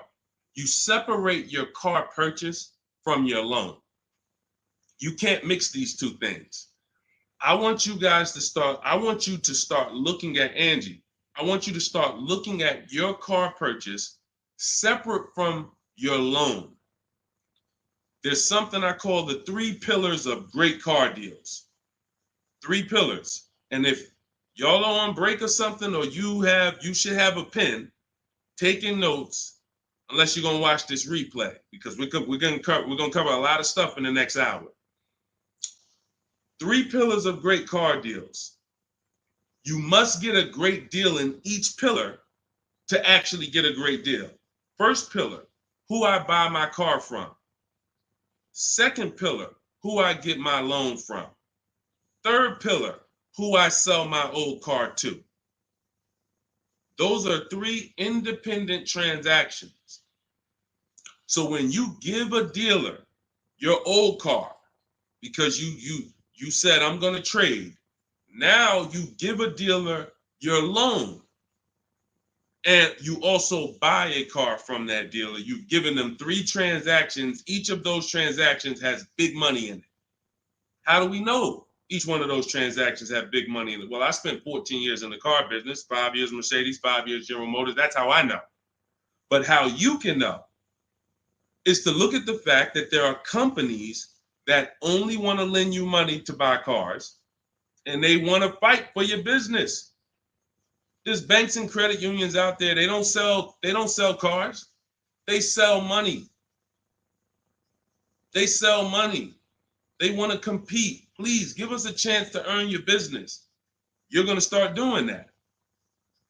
There's companies out there, Driveway, Carvana, Kelly's Blue Book Instant Cash Offer, AutoNation, CarMax, Car Gurus, 6 offers. There's companies that buy cars. They pay cash. This isn't Facebook Marketplace. The only way we used to get more money for our old cars than we could get from a dealer is we had to sell it privately. Y'all remember that? Remember that? If you wanted to make 2,000 or 3,000 extra than the dealer was going to give you, you had to sell your car privately. These 6 companies that I just named are going to pay you more than any dealer is going to pay you to trade. So what you got to understand, academic weapon, and people like you who are asking these questions, you got to understand that there's 3 parts to a car transaction. The ones I just broke down, that's if you have a trade. But now, how do you make sure that you get a great deal in each one of the pillars? It's simple. Bids. It's simple. Bids. All you have to do is embrace that. As long as I get bids, it's impossible for me to overpay. This is great for the people who's not a good negotiator. Let's be honest here. If you're not a good negotiator, type not me. You're just not good at it, or you just don't like it. Just type not me. Or me. It doesn't matter. Just something to tap in. Be honest. I see you, academic. Okay. Anyone who's just not, and here's what I know, because I'm taught this in sales. Only 15% of the population is. Only 15% of the population is comfortable with conflict. Hey, Terry, thanks for being honest. This is how we're going to win, being honest. So when you look and say, well, if I'm not a good negotiator, how do I get below market prices? It comes back to bid. So everything I'm teaching you is based on a bidding system. What you should be doing, Angie, is I'm gonna teach you something I call the bank bidding war. This is in my new book. So when you get your copy of the book, you'll see the entire bank bidding war blueprint. I tell you how to do this step by step. The credit bureaus, dealers don't want you to know this, so pay attention. Everyone hit the share button. Shout out to the sharers. I need everyone who shares to hit the share button. If you're on YouTube, hit the like button. Hit the like button, because we're about to drop something on you that I know you've never heard. Pretty much everything you're going to hear you've never heard. But let's go deep on this bank bidding war. The credit bureaus allow you to have multiple lenders access your credit within a certain period of time. And as long as you let them all access it in that period of time, it's going to have the same effect on your credit score as one hard inquiry. So if one hard inquiry on your credit would have lowered your score 9 points, you can have 20 and it'll lower your score the same 9 points. So obviously, if we could have one and we're going to take a 9-point hit, or we could have 20, what's better? With one person competing for our business or 20? So you cannot go into the dealers to do this. You can't say, well, I heard Deshone said I could go to this dealer and let them run my credit, and then the next day I could go to this dealer and let them run my credit. That's not how it works. You cannot do that. What you will do is you will make your deal for your car. First thing you're going to do, Angie, in the bank bidding war process is let's see, are there any special interest rates in the market? That's always step one. The bank bidding war is 3 rounds. Step one is, are there any special interest rates for the car I'm looking at? Are they running 0%? Are they running 1.9%? Anything that I know a bank or credit union can't beat at all. It's a subvented rate. It's like a rebate on a finance. It's the company saying we want to move a lot of these cars. Let's give the people low interest, no interest. Now, once I check that off, there's no special rates. Now we're moving to the next step, which is shopping for our car. Now, I have a tool in my book called the Perfect Budget Exercise. I created a calculator to do this because most of what you need to do when it comes to getting pre-approved is for budgeting. No different than buying a house. They tell you, hey, you're pre-approved for $400,000 at this interest rate and for a 30-year mortgage. Why do they do that? So you can budget. So the only purpose of a pre-approval is to budget. So the problem with these pre-approvals now is they're doing something where they're trying to get over on you.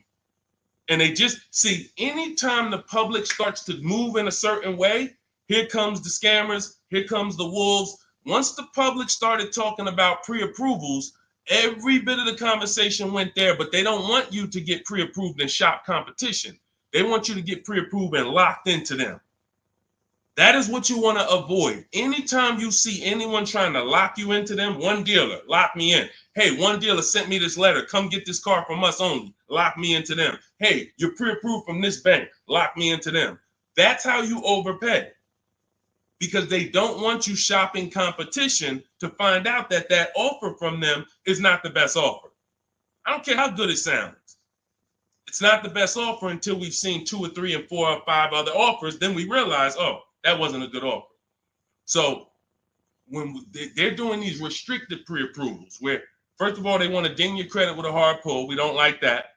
Second of all, they want to give you, they don't give you a rate, an interest, they give you a term, but there's an expiration date on it. Who's seen that? Who's seen that? Your pre-approval is only good for 30 days. Now, you done already hit my credit with a hard pull. Now I'm out here shopping, and I'm shopping with my back against the wall, and I have pressure not from the dealer that I'm buying from. I got pressure from the bank that wants to loan me money. Hurry up and find a car. If you don't find a car in 30 days, you got to come back and we got to hit your credit again. So what are you going to do when you're out there shopping and looking and you know your pre-approval expires in 2 days? You mess around and take something that you wouldn't have taken if you didn't have that deadline. So this is not what you want to do. This is not what you want to do. Hold on one second. Hold on.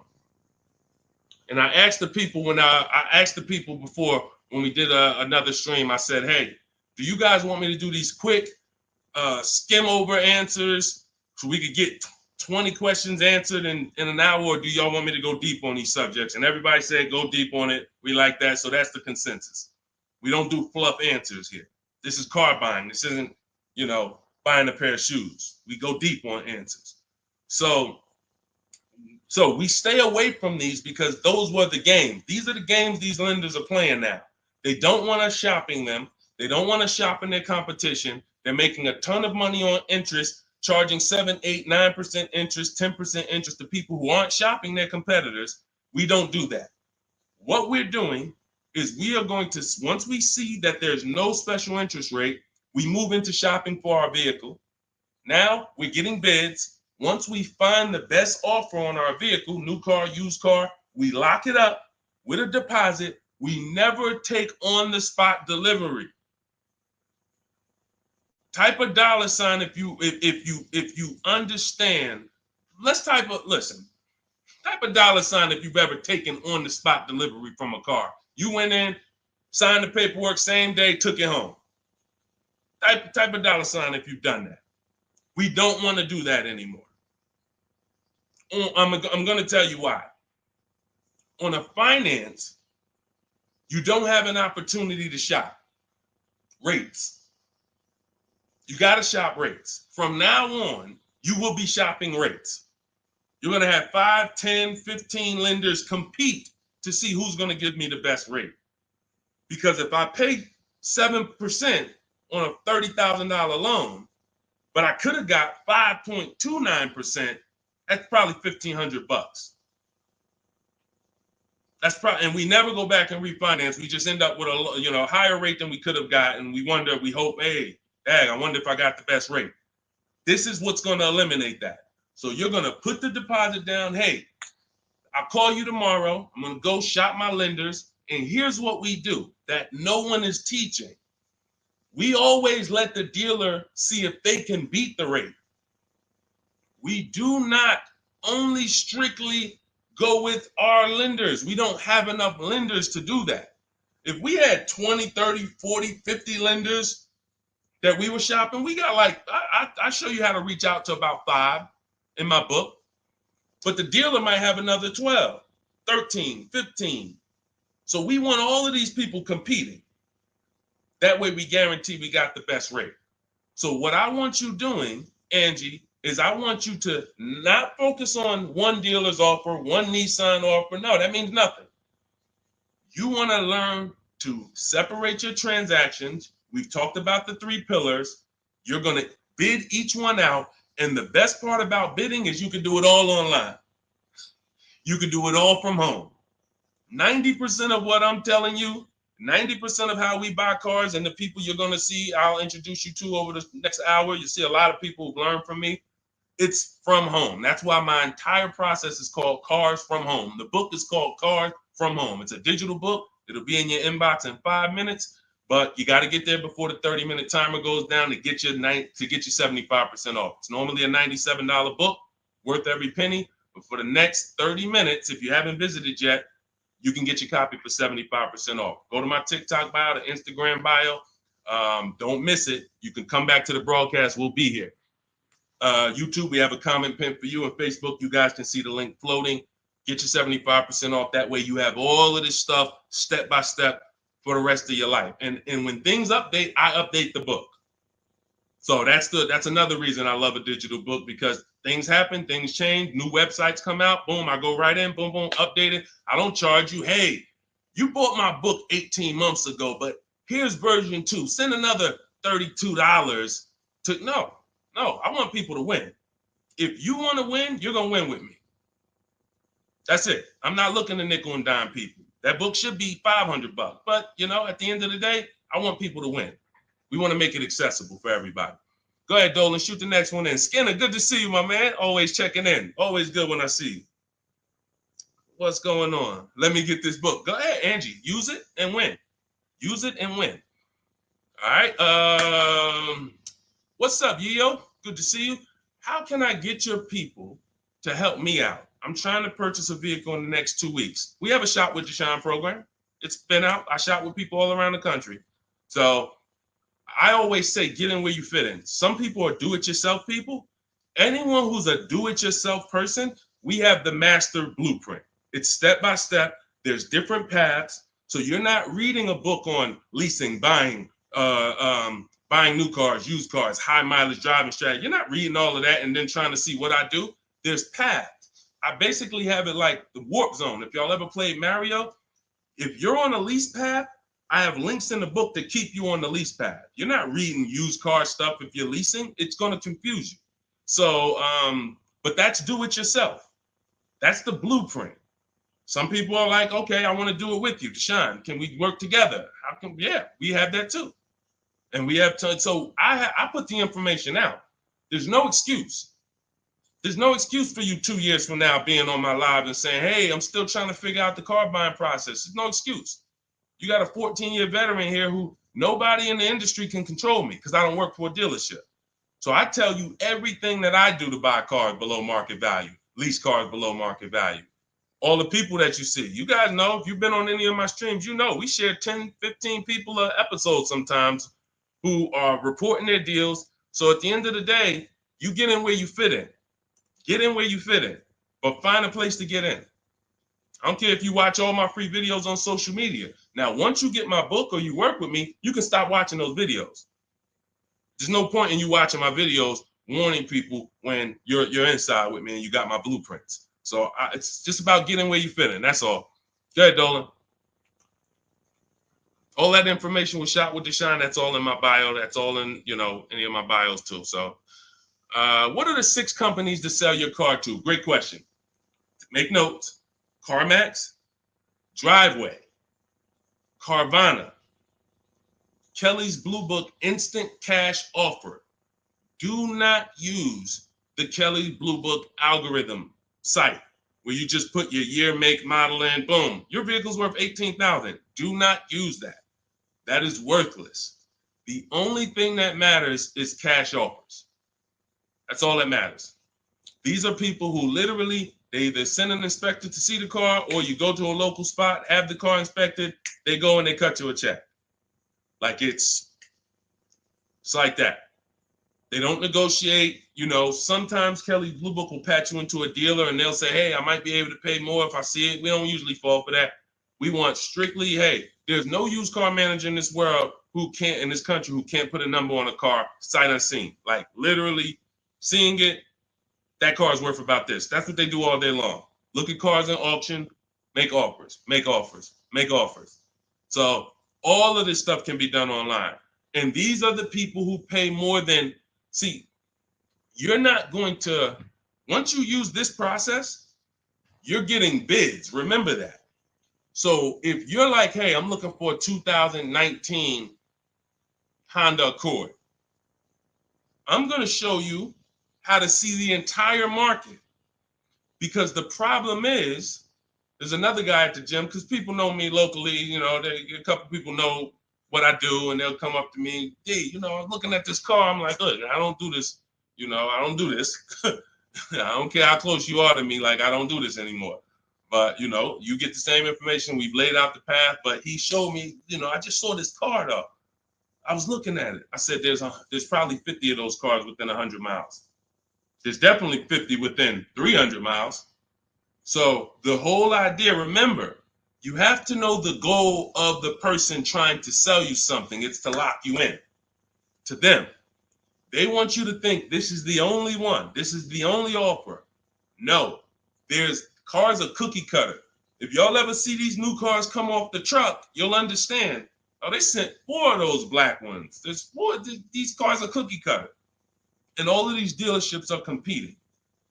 So when we start bidding and getting bids and we find the lowest price car in the market, we get the lowest offer on a lease, on a finance. I have all of this in my book. We do this by email.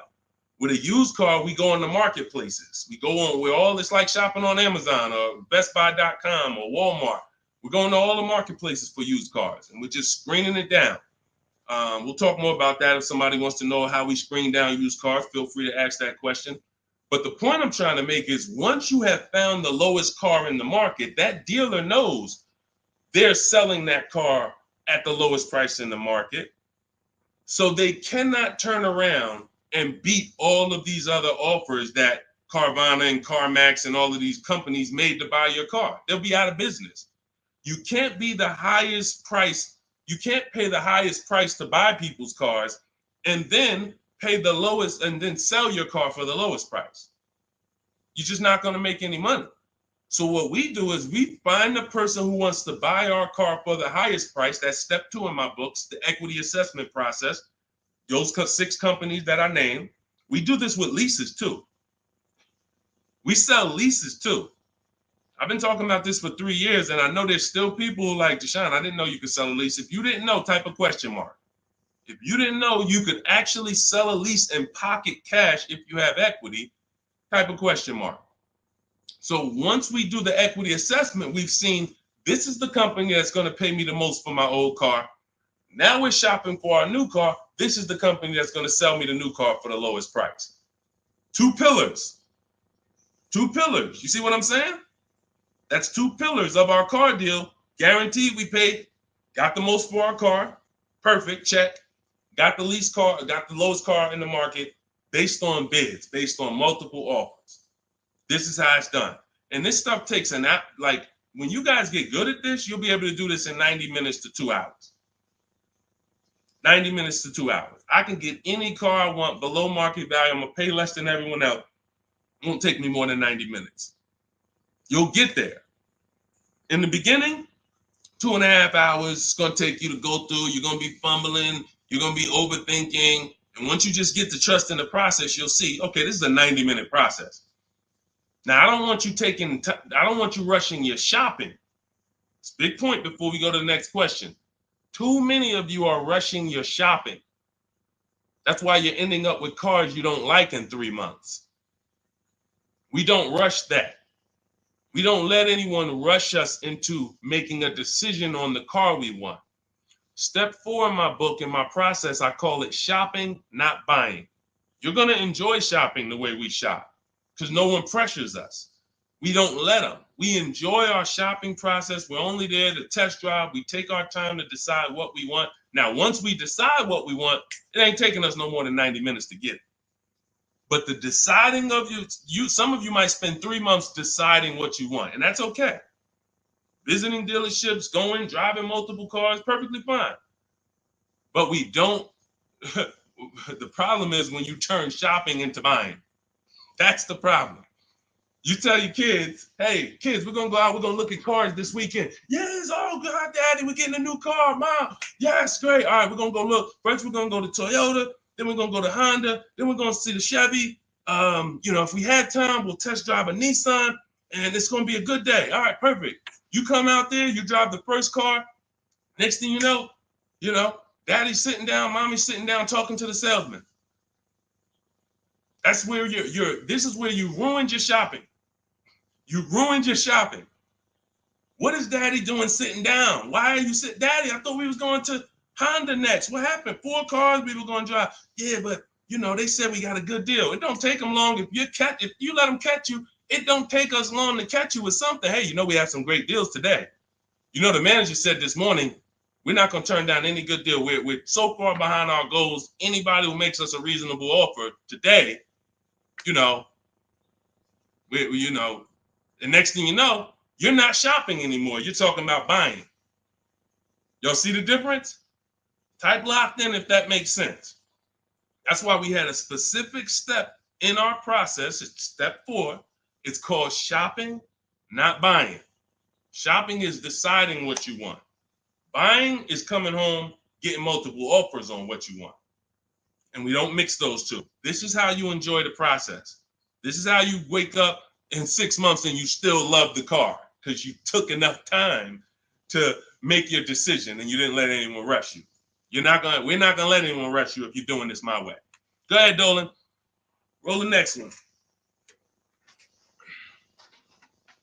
But yeah, get those 6 companies. Get your equity assessment done. What's up, Terrell? Good to see you. Deshone, I sent out the initial contact template to the dealerships, and a lot of them are trying to get me to come in. That's why we have scripts. Listen, here's what I say to people that I work with. Whether it's most of the time this is people I'm working with in my coaching program here's what I say. I tell you up front, 80% of dealers are overpriced.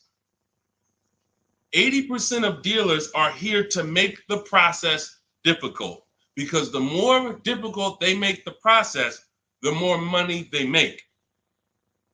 It's very simple. When you get my book, I have email scripts that reply to everything. For example, Terrell, when you open up the script for the initial replies, you'll see when they say, hey, when can you come in? We copy and paste. Actually, I'm going to be doing my entire process online. Do you have a car that I'm interested in? Do you have a match? Every script ends with a question. Whenever you are emailing a dealer, it should always end with a question.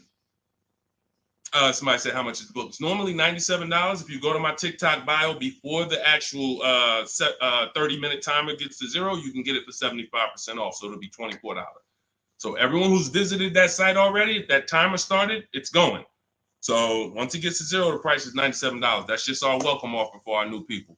And you have a link in the YouTube comments as well as Facebook floating. You guys can see it. Instagram bio. Go activate your 75% off. It'll be in your inbox in a minute. But that's the whole thing. So let me read the rest of your question to see if it was something different. And a lot of them are trying to get me to come in and talk to them and test drive. What to do next? Resend another template.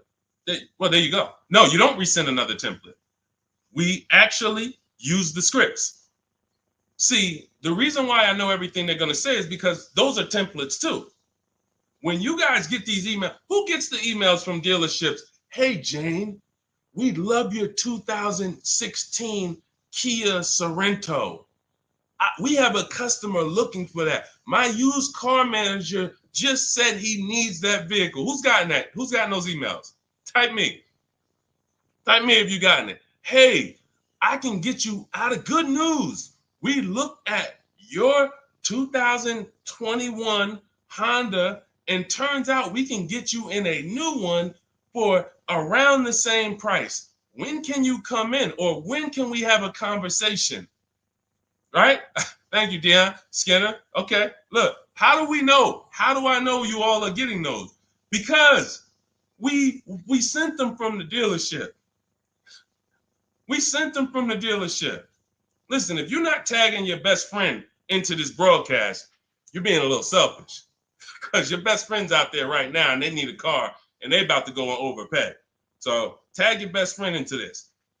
Hit the share button and share with your best friend. This is what happens. Those are all templates.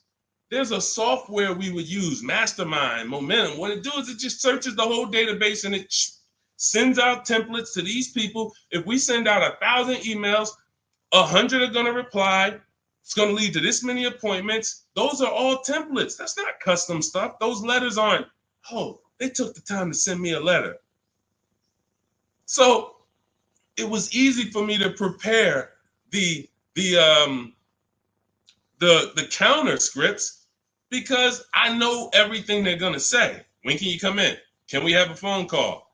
You know, it'd be a lot easier. All the stuff is there. That's why there's 3 different sets of scripts in my book. And there's no other book that does this. Quite honestly, there's never been a book that I've seen that actually has links to videos, actually has links to documents with scripts that you copy and paste. That's what I said. When I tell you the book should be $500, it should be. And then it would be, I'm only going to sell it to the people who really, really value their money. And they would. And they'd be like, Deshone, this was an expensive book, but I tell you what, this book saved me more money than probably any book I ever bought. But again, that's not God's plan. God said, listen, make it affordable, son. The people who are going to get it, they don't have no excuse. They have no excuse now. If the book was $500, you could, man, I really would get the book, but I don't want to lose $500. Book's $24 if you get there before the timer. So the point is, Terrell, use the scripts, follow the process, realize it's a new process for you, but everything's accounted for. Everything in the process is accounted for. Just use your scripts. Everything they say, copy and paste, and keep the conversation moving on your terms. And don't try to turn an 80% dealer to a 20% dealer. They're not going to be that. They're doing what they're supposed to do. Let them eliminate themselves. Usually, if a dealer's going to make it hard, there's a reason. God, we use a strategy for leases and new cars called the 25 to 5. We connect with 25 dealers online in 20 minutes. Then we send this initial contact template that Terrell sent. That's going to give us 25 dealers' inventories we're shopping from. So we never have to worry about, hey, you know, I don't really have that car, but maybe I could get it. You're shopping with one dealer, you're shopping from one inventory. Whatever they got, that's all we got. No, we're shopping from 25 dealers' inventory. So now out of the 25, we're looking to get 5 to 7 quotes, 5 to 7 offers. You're going to see they're going to be $150 a month to $200 a month apart, minimum. That's just how it is. And that's when you prove to yourself, holy crap, I see how different these dealers are. It's not close. It's not like, hey, I got 5 offers. This one was $605. This one was $590. This one was $580. This one was $570. Heck no. This one was $620. This one was $550. This one was $475. This one was $450. That's how far apart they are. The 80% make big money, big, huge commissions. Like, it ain't like, so the 20% are the people who we want to find and do business with. These are the people that compete. They want to beat their competition. We find them and we buy from them. Great question. Thank you, Terrell. Good to see you. Next question, Dolan. Amen. Good question. And that's very common. Again, very common. It's a new process. All right. I said, that's the same question. Same question, Dolan.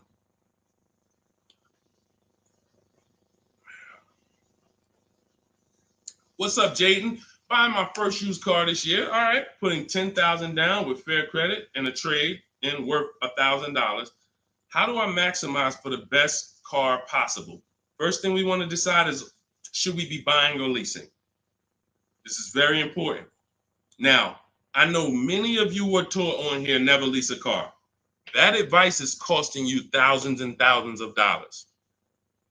And we'll go deep on that because I can't make a statement like that without going deep on this. But let me ask you, Jaden, do you have good credit, fair credit, not so good? You know, nobody knows you, so it's not like, you know. But I need to know this to properly answer the question, because some people, you know, they want to put a lot of cash into the transaction because they don't really have any credit. Let me know. I'm looking for your comment. Listen, you got to stay close to your keyboard. All of you who are asking questions, I want you to stay close to the keyboard. Dolan's pulling the questions in, and, you know, I want you to stay close, because I might ask you a follow-up question that I need to actually, you know, be able to answer it. So let me just assume. All right, let's just assume you have fair credit. Hang on one second. Let's assume you have fair credit. All right. There you go. Okay. So let me tell you an outcome that's very common. And you could decide, this is all of you who have a child who's going to be getting a car, or you're going to be getting your first car. Like, listen up to this. We go wrong buying people their first car a lot of times, because typically when you buy a car, what's happening is you have to pay for the whole car. Some of you know every $5,000 on a car loan is about $100 per month.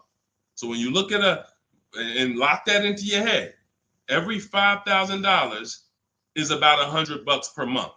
So when you see a $5,000 car, $10,000 car, you should think $200 a month. When you see $15,000, you should think $300 a month. These are safe parameters for you to make sure you're not overcharged. You have to be able to understand a $50,000 car isn't going to be $500 a month to buy. It's going to start out around $1,000. So we need to know these things, because you can manipulate loans to make payments lower, and that's how you end up in a 9-year loan, because you went in saying, hey, could you get that car to 700? That car's nowhere near 700 with a good loan. 5 years, 6 years is the longest we go. I have a rule in my book called the Rule of 72 and the 10th birthday. 72 months is the max loan we take, and the car should be paid off by its 10th birthday to avoid problems. So by the time a car turns 11, car should be paid off, so that way you could actually put money to the side for maintenance. These are all boundaries that we haven't had, that if you follow them, you're going to have a lot better experiences. So if you don't have the credit to lease, then I would say, okay, get yourself an inexpensive car, try to get a small loan. You know what? The first question is, how many years are you going to keep the next car? That's the first question. That is the first question. When you open up my book, the first question, if you and I were talking on the phone, Jaden, the first question I would ask you before credit, before anything, Jaden, how many years are you going to keep the car? Now, if you say to me, Deshone, I'm definitely keeping the car 9-10 years. I don't need a car every couple years at all. I'll keep a car a decade. Perfect. Forget about leasing. In my book, first step is, how many years are you keeping the next car? I want y'all to answer that. Everyone who's shopping, everyone who will be shopping, you're shopping now, or you're going to be shopping soon in the next 6 months, a year. I want you to answer the question. How many years are you keeping the next car? Guaranteed. Guaranteed. Because everything else comes after that. When you're going to keep it 8-9 years, I'm going to show you the steps you need to make sure you get a car that will last 8-9 years. Plenty of people say, oh, I wanted to keep the car a long time, but you didn't take the steps to make sure you got a car that would last that long. So everything comes from this question first. How many years are you keeping the next car? So now, Jaden, let's say you say to me 8-9 years. Perfect. So now what we're going to do, we're going to the purchase path. Not thinking about leasing. New car, used car, based on budget. Based on budget. Now you said you have a trade-in worth $1,000. I'm guessing it's an older car, so you can still put it through the equity assessment. But if you're saying it's worth $1,000, who told you that? See what I'm saying? See, the highest offer for your car is what it's worth. I want y'all to get into the habit of getting offers so that you know exactly what your car is worth, not letting one person tell you what your car is worth. So now let's just say, for example, your car is worth $1,000. Now we're looking at, well, do we get a new car or pre-owned car? And if we get a pre-owned car, here's how we determine new car versus pre-owned car. Budget is one. Now let's say you could afford both. I could afford a new, I could afford a new pre-owned. Which one? Well, it's based on values. Some people, you only get a new car every 10 years. You're like, hey, I want to get me a new car. Because at the end of the day, over a 10-year period, the amount you pay for the new car, you'll get some of it back on the back end. And some people are like, I want to get a new car every decade. I want to treat myself. I could afford both. Some people are like, hey, I can afford both, but I'd rather knock 30% off. I don't need the latest one. I'd rather knock 30, 40% off what the price would be. It's just different values. There's no right or wrong there. In my book, I teach you both of those things. When you get to that step, that's how I help you make a decision. So sounds like, I would need more information. That's why I'm asking you, because I don't teach a one size fits all thing. I teach based on where you're at, here are your options. Pick one.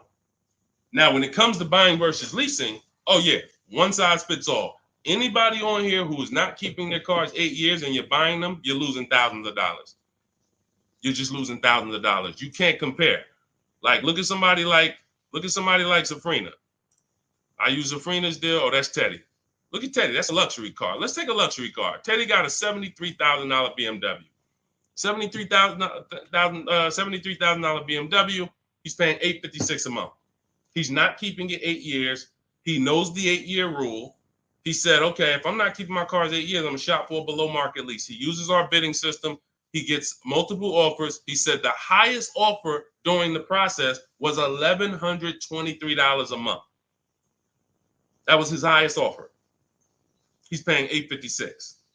When I tell y'all, if you don't have a system to reveal the 80% dealers who are overcharging people, you're buying from one of them.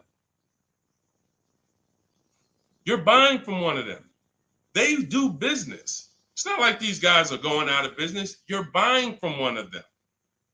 And you see, but Deshone, they told me this was the best deal that they could, this was their best offer. It was their best offer. It wasn't their competition 20 miles away's best offer. It wasn't that small dealer that's 45 minutes away that doesn't get the traffic that this city dealer gets, that once they see your information and they say, wait, hold on, we don't get the opportunities they get where they could just charge people and then they keep coming back. We only see, 3 people a day sometime. Boom, okay. Listen, we're gonna beat their competition, we're gonna beat them, and we're gonna have our license plate in their market. This is what you can't see that when you're in a dealership trying to make a deal, negotiate with them. So this is what you prove to yourself. The 80% dealers charge tons of money before, and they won't go below a certain price. They might take off $3,000. I ain't going no lower. That's it. You don't want the car? Next. See you later. Listen, sorry, I'm not selling a car for less than that. They have a minimum threshold, a maximum amount. We ain't taking less than this for our car. Their competition, they'll go 3,000 less than that. Got to get them. So now let's go back to the leasing versus buying scene. When you look at this and you look at Teddy, you can see, can you take that comment down, Dolan? Matter of fact, I got it. Look at Teddy. So $829 a month, he's paying $856. Now, $73,000 vehicle, that vehicle on a 5-year loan, every $5,000 is about $100 a month. That vehicle should cost $1,500 a month. Even if he got a huge discount, let's say he got 15 grand off. Somehow, magically, he got a ridiculous discount. Instead of 73, he pays 60. $1,200 a month, 5 years. $1,200 he's paying $856. No money down. We don't, and whenever we shop, what you're going to learn as you listen to me and you shop the way I'm telling you to shop, everything we shop is no money down. We might put money down later, but we only put money down after we guarantee we got the best deal. All right. Let me echo that. You only put money down after you guarantee you got the best deal. What does that mean? You paid the best price for the car. You found the dealer that's going to sell you the car for the lowest price. You found the bank that's going to get you the lowest money. You did this from home using online tools. If you're doing it manually, you call around. I don't care if you call around. It's harder than my way because, but you want to call around and try to get multiple offers from dealers. The point is, once you find the best offer, now we can put money down if I want to lower my payment. But what dealers try to get you to do, especially the 80% and the people you're used to dealing with, they want you to put money down to get to a payment you'll take the car for. Big difference. Hey, how much is this car? Hey, it's $1,100 a month. Yeah, I can't afford that. How much money can you put down? How much money can you put down? Man, I could probably put down like 15, but can you get me to like 700? Now you're trying to buy your deal. You're not focused on the interest rate. You're not focused on the price of the car. Is he even selling me this car lower than what I could get on the market? You're trying to buy your deal, which is why the 80% dealers, here's what the 80% dealers make tons of money doing, making you think you want. And all I want you to understand is this is simple, easy. That's hard. Once you step in, start doing this like Teddy, once you start doing this like Danielle, look, like Ansley, look, like Jen, all of these people get below market deals from home. Once you start doing it like this, you'll realize this is the easy way. At home, at work, man, I just bought a car. How you buy a car? I ain't even see you spending all this time in dealerships. Look at all these offers in my email. Look, this offer, this offer, this offer, this offer. Yeah, just the one. I just locked it up, saving me $7,000. You'll never go back. You'll never go back to the old way. You have to learn cars from home. All the money is over. All the overspending happens inside dealerships, which is why we never do it. Go ahead, Dolan.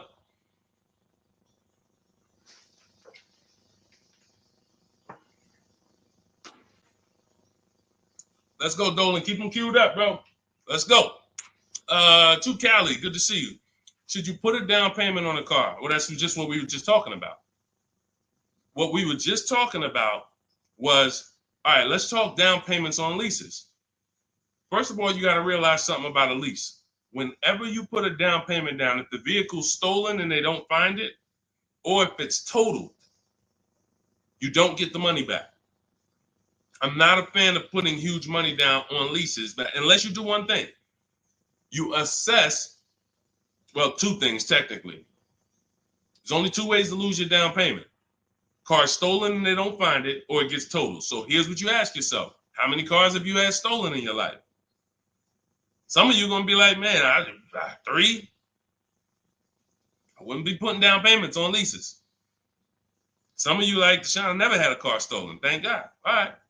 You can check. You can check. Now, second question. The vehicle you're buying, what's the chances if you get into an accident, it can get totaled?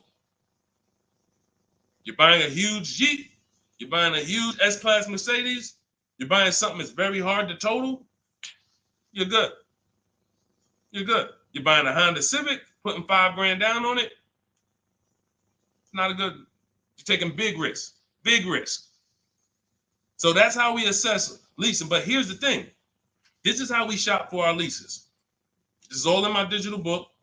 We shop for our leases with only first month's payment down. That's really no down payment because when you lease, you give them your first payment, then you drive off. And when so that's how you do it. So first month's payment out of pocket, 12,000 miles per year. And we put taxes and fees in the payment. That's it. That's it. We get all our offers that way. The dealer's going to give you the offer based on how you told them to give it to you. If you told them, hey, just work me a lease out, They're gonna work you out a random lease, $3 grand down, boom. When you see these commercials, these are not deals. Listen, you cannot never judge. I told y'all at the beginning of the stream, it's 3 prices you can pay for every car: market value, above market value, below market value. Those are the 3 prices. Below market price is the people who got skills. That's the stuff we're talking about here. Below market comes from bidding. When you look at these offers, look at these commercials. Look at. Let me show you a deal. Look, Ansley just got a 2024 Infiniti QX Lux. MSRP is $58,000, $58,490 to be exact.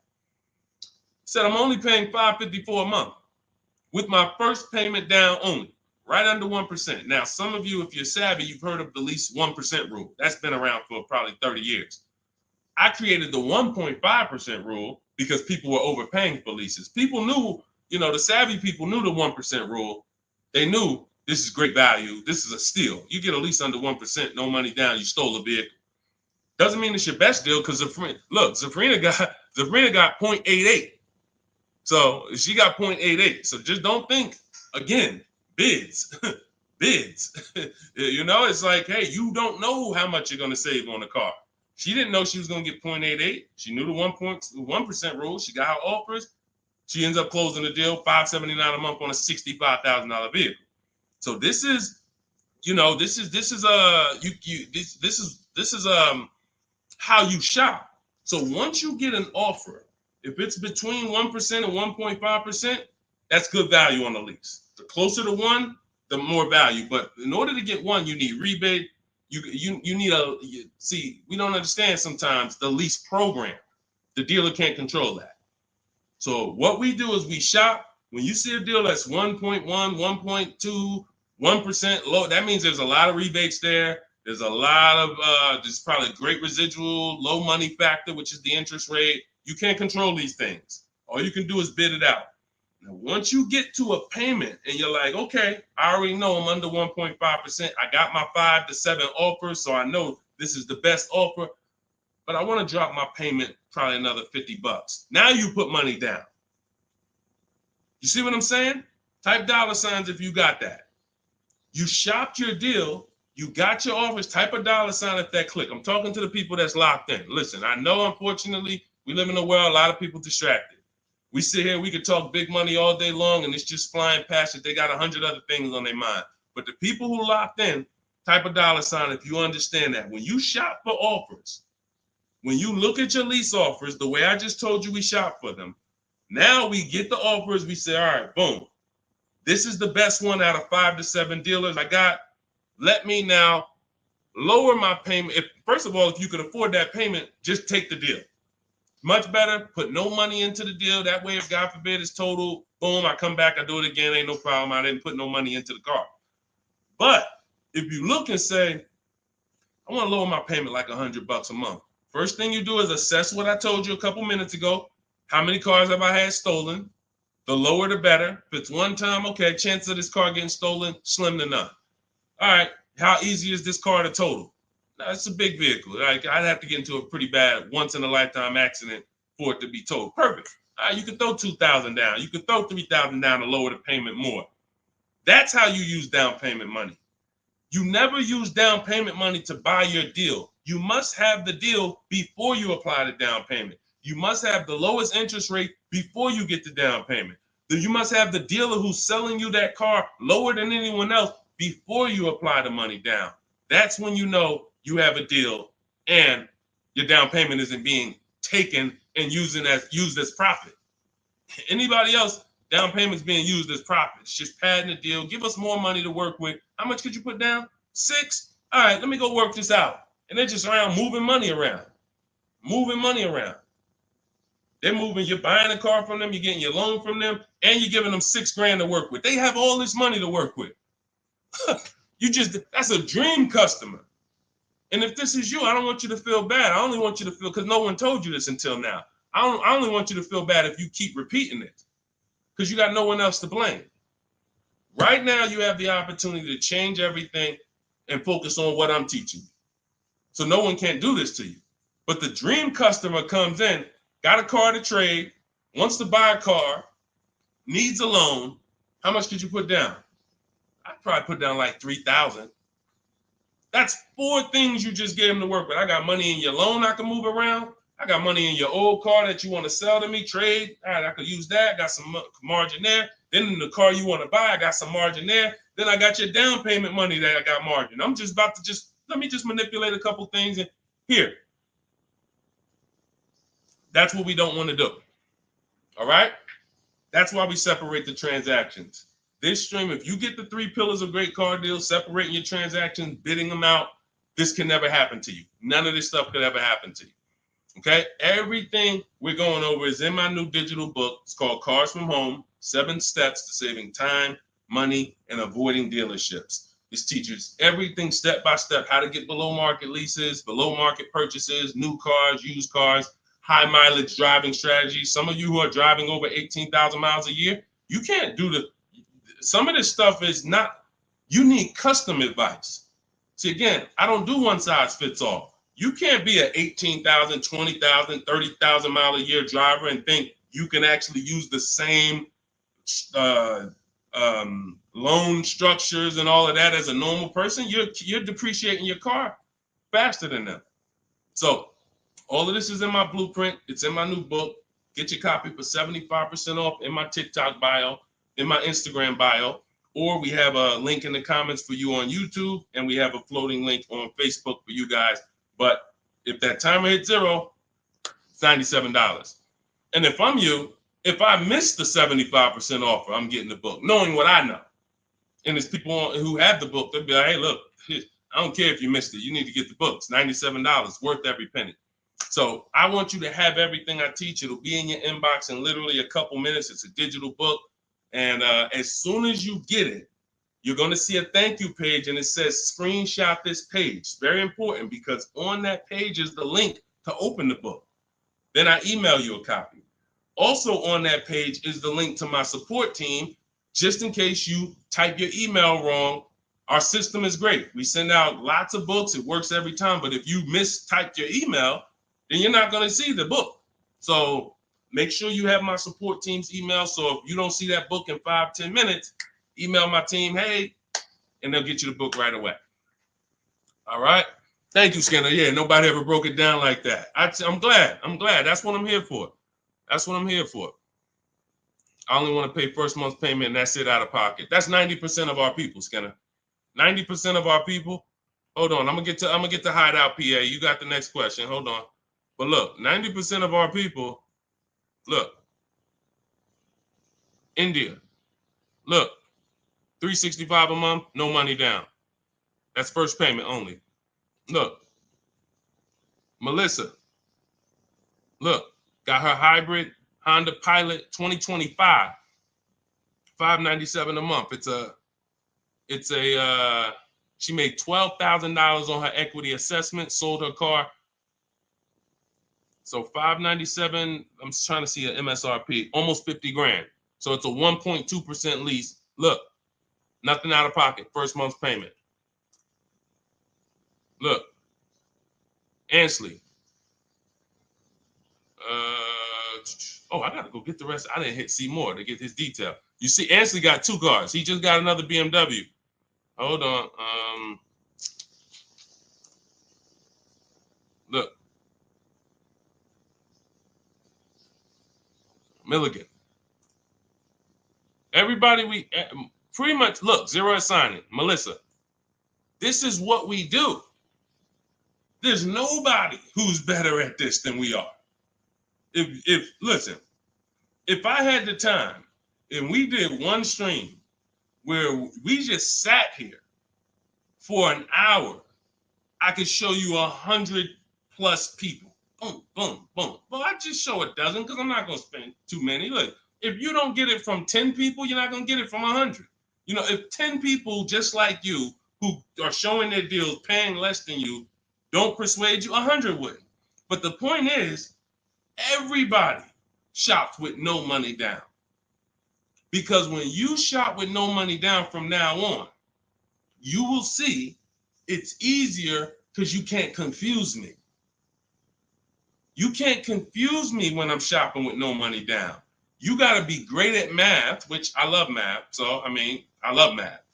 But you have to be great at math to put 3, 4, 5,000 down and be able to see where the money's actually going. So the best thing to do is compare. I could get this car, no money down. I could lease this car, no money down. What's my payment? And then you'll be able to see it. Dealers can't manipulate you. So definitely, that's all we do is no money down shopping. Okay, Dolan, you can put that one up. You can put that question up. I want to get to that. Hideout PA. In a 2-year lease, 2024 Jeep Hybrid, 1,500 down, 499, 10K a month. Good deal. You have nothing to compare it to. You have nothing to compare it to. And this is what I don't like. Listen, I'm not the one who tells people you got a bad deal. The only time I would tell somebody they got a bad deal is if they broke the 1.5% rule. So if you take no money down and you divide your monthly payment into the MSRP, if you were over 1.5%, there's no value in leasing that vehicle. You're paying too much for a car you're giving back in a couple months. So, hold on. Sorry. Yeah. So, sorry. So, but when I look at your deal, the reason why I hate this is because you've already gotten the car. And you're driving around and you don't even know you got a good deal. You're wondering if you got a good deal. That's very disempowering. It's a very disempowering position to be in. But had you gotten 4 other offers, you wouldn't have to ask me that. And what I want you to do is change that, because frankly, I would bet $1,000 that if I said to you, you think I can find that car for less than what you paid? Bet me some money. Would you bet me $1,000 that I can't find that exact same car you got for a lot less money? Would you take the bet? You'd probably be like, nah, I don't want to take that bet. I don't want that for you. I don't want that for you. I don't want that for any of you. Driving cars, and if God forbid you see Deshone the Auto Advisor one day and you're like, and I'm like, hey, yeah, you just got the car? Okay, great. If you don't feel like, hey, listen, I got 5 offers from these dealerships, and the one I picked, they were so much less than everyone else. See, I know you use what we're talking about. I know the people I run into that use what we talk about. They come up, the first thing they're doing is saying who made them the best offer. They're saying, hey, the dealer couldn't beat the rate I got from the credit union. I know you're using what we teach.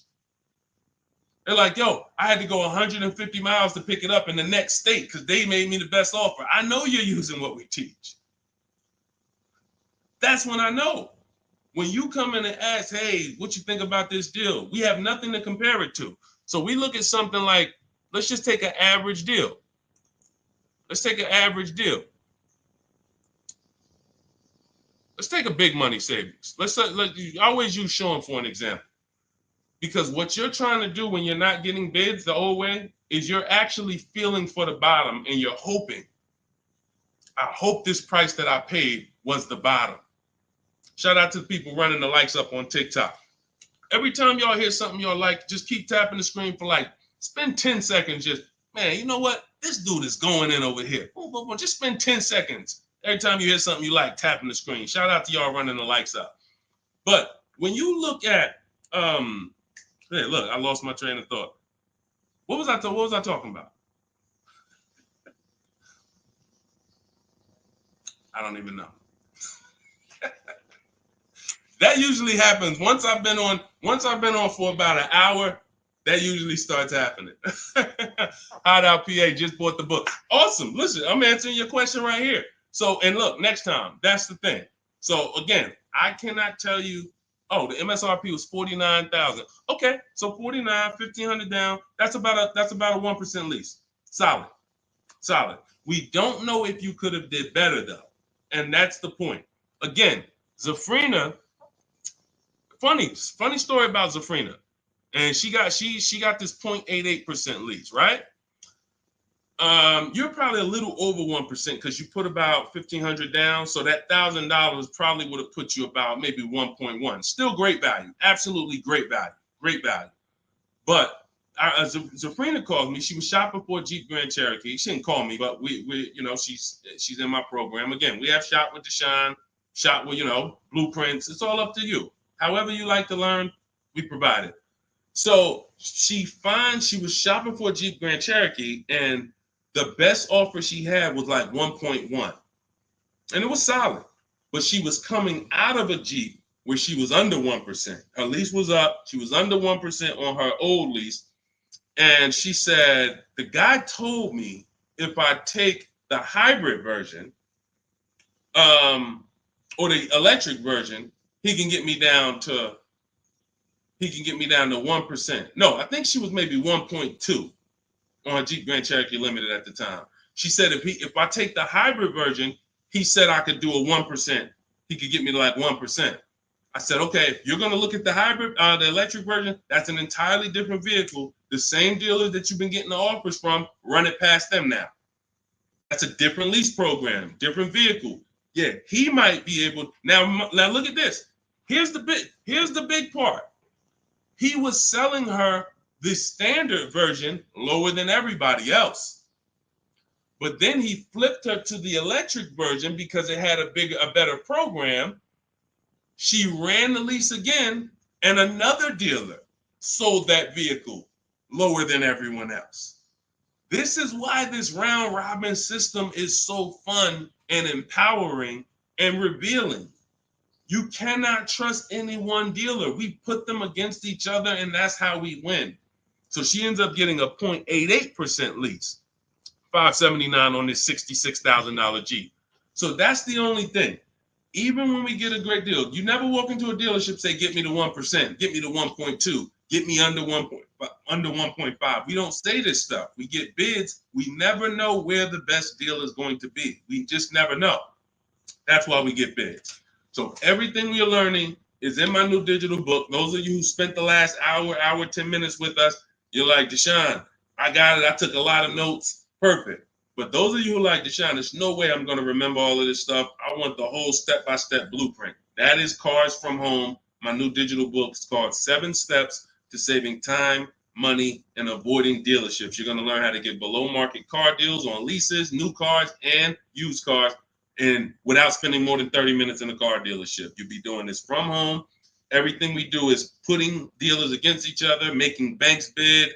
We don't beg for these discounts. None of these people you saw me share, they know we don't do any begging. We are the prize. You are the prize. You haven't acted like it. You haven't accepted it. You haven't shopped like it. You're begging. Hey, come on, can you take off another $50? Come on, $25 a month. You're going to lose a deal over this. This is begging. You're begging someone to give them a $50,000 transaction. We don't do that. We're at home, empowered. Everything we do is in there. You have it in your inbox in literally minutes, and you can get it as long as you get there before the 30-minute timer is up. You get it for 75% off. So you won't pay the normal $97 price. You get your copy in my TikTok bio, in my Instagram bio, or you can click the link in my YouTube comment or Facebook below. So shout out to the people that's locked in. Skinner, shout out to you, Hideout PA. Shout out to the people who are like locked in. I know I can only help a small percentage of people. That's the sad part. The sad part is when I came to the internet, a bunch of smart people who studied the internet, they do this. I never sold any products on the internet. They told me, Deshone, doesn't matter how inexpensive you make it, you can't help everybody. They're not mentally gonna let you help them. I said, no, that's impossible. Nah, I said, look, no way. No, I'm gonna be so transparent. I got the industry experience. We got hundreds of testimonials. They go to all my pages. They can see their peers, people just like them, grandmothers, single mothers, all that. They said, Deshone, none of that matters. You can only help a small percentage. And they've been right. And I used to be disappointed. I really did. But now I focus on the people who are locked in. Whatever God gave me, whoever God assigned to me, I'm focused on you. That's it. So I'm here to make sure Hideout PA wins. She got the book. I'm here to make sure that Skinner wins. I'm here. Anybody who locked in, hey, Deshone got the book. You talking to me. I'm the 10%. I'm the 20%, whatever percentage it is. But the rest of you, you got to evaluate yourself because you're going into a very expensive purchase that is the second most expensive purchase you're ever going to make. And you're going in to deal with sharks. Like you really live that. Like you're really ready for that. I spend more time warning you of what the inside is like because I've been in the inside. I can go back to sell cars if I wasn't running a company to educate you guys. I can make $200,000, $300,000, $400,000 a year selling cars. This is not hard for me, but I know what it's like. I know who sits next to me. I know it's people who, when you sit down next to them, your head's coming off and you're going to leave with a smile. It's an art. It's a science to making a customer leave with a smile. We got people who pay $200 more per month than they could have got, but they leave smiling. Don't let them run into their neighbor, though, that's got the same car and got a better deal. $200 less. Wait, you got the same car? What happened? They knew something you didn't know. So that's my warning. Shout out to the people that's locked in. Get your book for 75% off. Make sure you screenshot the thank you page. The book is right on the thank you page. As soon as you pay, you can download it, add it to your inbox, and just use it and win. And make sure you email me your success stories. All right. I'll see y'all in the next stream. God bless you.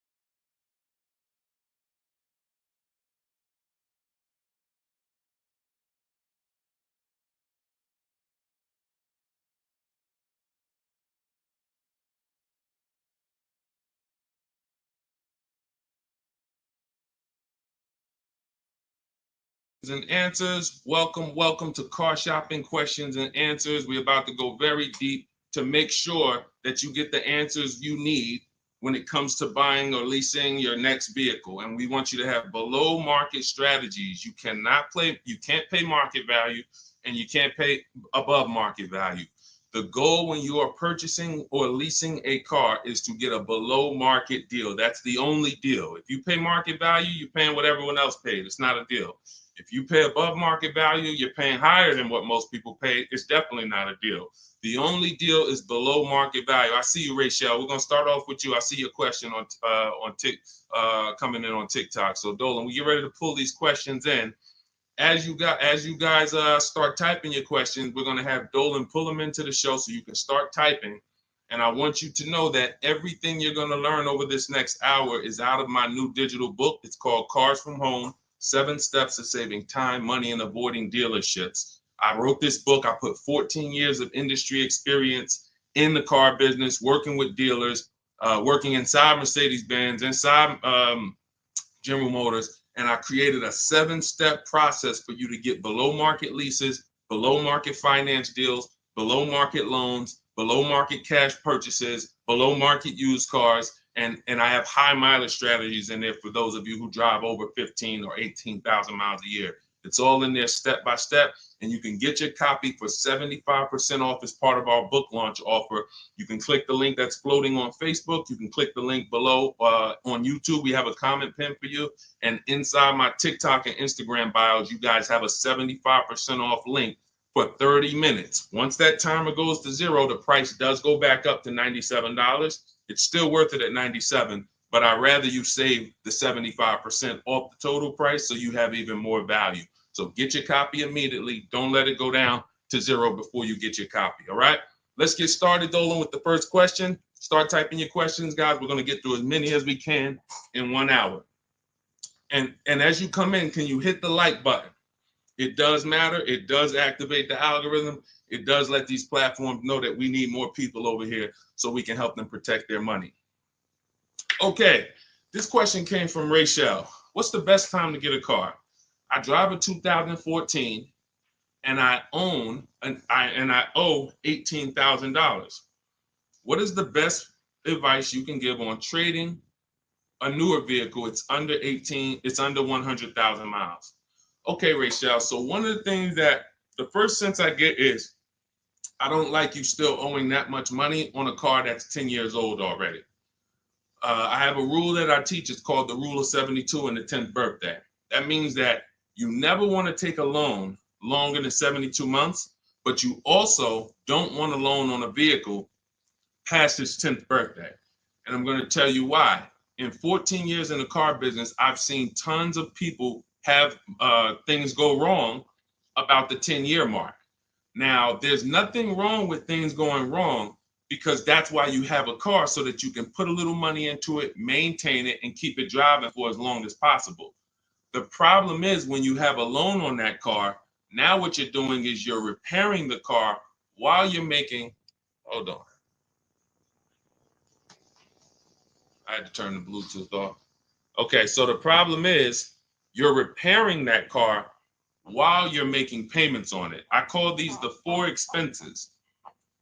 The four expenses for a car are what you pay for it every month, if you have a loan, what you pay for gas, what you pay to repair it, and then what you pay to maintain it.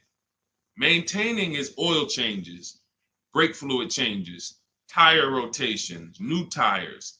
These are, replacing brakes. These are maintaining it. Repairing it is if something breaks on the car. And it's that I call that the fourth expense. That's what most people are not ready for. And what I see is if you have a loan past the 10th year, you're getting hit with you're getting hit with all four expenses. And if you've ever seen someone who has a luxury vehicle and they hate it, they usually are buying cars that are too old and taking loans that are too long on them. Because you'll see they hate the vehicle because BMW, you got your BMW, you go drop it off, they tell you, hey, you need brakes, that's maintenance. Then, hey, your navigation system or your electric system is messing up, that's $2,000. And then, you still had to put premium gas in the car, so you could leave out of there, it costs $5,000 in 1 month. And people be like, man, I hate this car. But the car is not the problem. The problem is you took a loan on a car that was too old, and you took a loan that was too long. That's why I created the rule of 72 and the 10th birthday. No loans longer than 72 months, and then your car needs to be paid off by the 10th birthday. Now, what happens if you look at the car you want and you can't afford that payment for 6 years? That means you can't afford that car. That doesn't mean stretch the loan out to 7 years or 8 years so that you can try to afford it. Right now, we could all go and we can look at a $700,000 house. Maybe most of us can't afford the mortgage on that, but if we stretch the mortgage out to 50 years, then maybe we can afford the mortgage on it. Doesn't mean it's a good financial decision. So if you're going to finance again, Rachel, I want you to keep that in mind. When you replace your current car, if you're going into another finance, which I don't recommend if you're not keeping this next car 8 years, because you're going to be in the same position again, you should be going into a below market lease. Then if you're keeping the car long term, then go to another finance and then make sure you're not buying too much car, taking out too many loans on it, and taking out too long of a loan. Use that as an affordability index. If I can't afford this car on a 6-year payment and I can't add up, here's how you do it. You look at the car, ask yourself, how old is it? If it's 6 years old, that means I got to take a 4-year loan. If it's 5 years old, that means I got to take a 5-year loan. It can't be greater than 10. You are taking way too much risk. And you're going to end up in this position where you're looking and you're like, how do I still have a car payment? Things starting to go wrong on this car. I'm nowhere close to paying it off. What did I do wrong? That's what you did wrong. Now, if you want to avoid this altogether and say, all right, what can I do in a different structure? You would be going into a lease.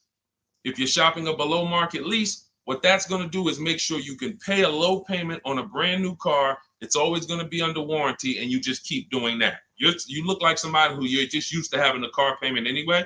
So you want to switch the way you make those car payments and start paying it into new cars versus these 10-year-old cars or 8-year-old cars that you're paying these payments into, and you're not getting much back in terms of return or quality or anything like that. So that's the first thing that I would concern myself with is, Rachel, how many years are you going to keep the next car? If it's 8 or more, then you purchase again. If it's less than 8, then Deshone, talk to me about a lease, because I'm not keeping this car at 8 years. I don't keep any car 8 years. All right? It's a great question. That's where we need to start out. Go ahead, Dolan. Shoot the next one up. Okay, this one is Love and... Okay, I don't want to even try to pronounce it, but you can see who you are. If I'm upside down, how can I trade or sell without having to pay the difference or getting a higher note? So now you're asking a question that... All right, so this person said, if I'm upside down, that means they owe more on the car than it's worth. How can they get out of that car and go into another car without paying the difference or having a higher note? So I'm going to give you the way it's possible, depending on your situation, and realizing that in my book, there is one person, there's two people actually, but really one main person who, it doesn't matter how good your credit is, you're not going home with a new car, because negative equity is, you have too much negative equity. So there are cases where doesn't matter. You come in with an 800 score. I call negative equity the bad credit for people with good credit, because it's the only time when I was in the dealership, people would walk in and they would say, you know, okay, we look at a car and then we look at their current situation and the maximum amount they can pay. And then we look and say, hey, look, the bank's not going to approve this. You can't roll over 10 grand of negative equity to that $30,000 car and do no money down.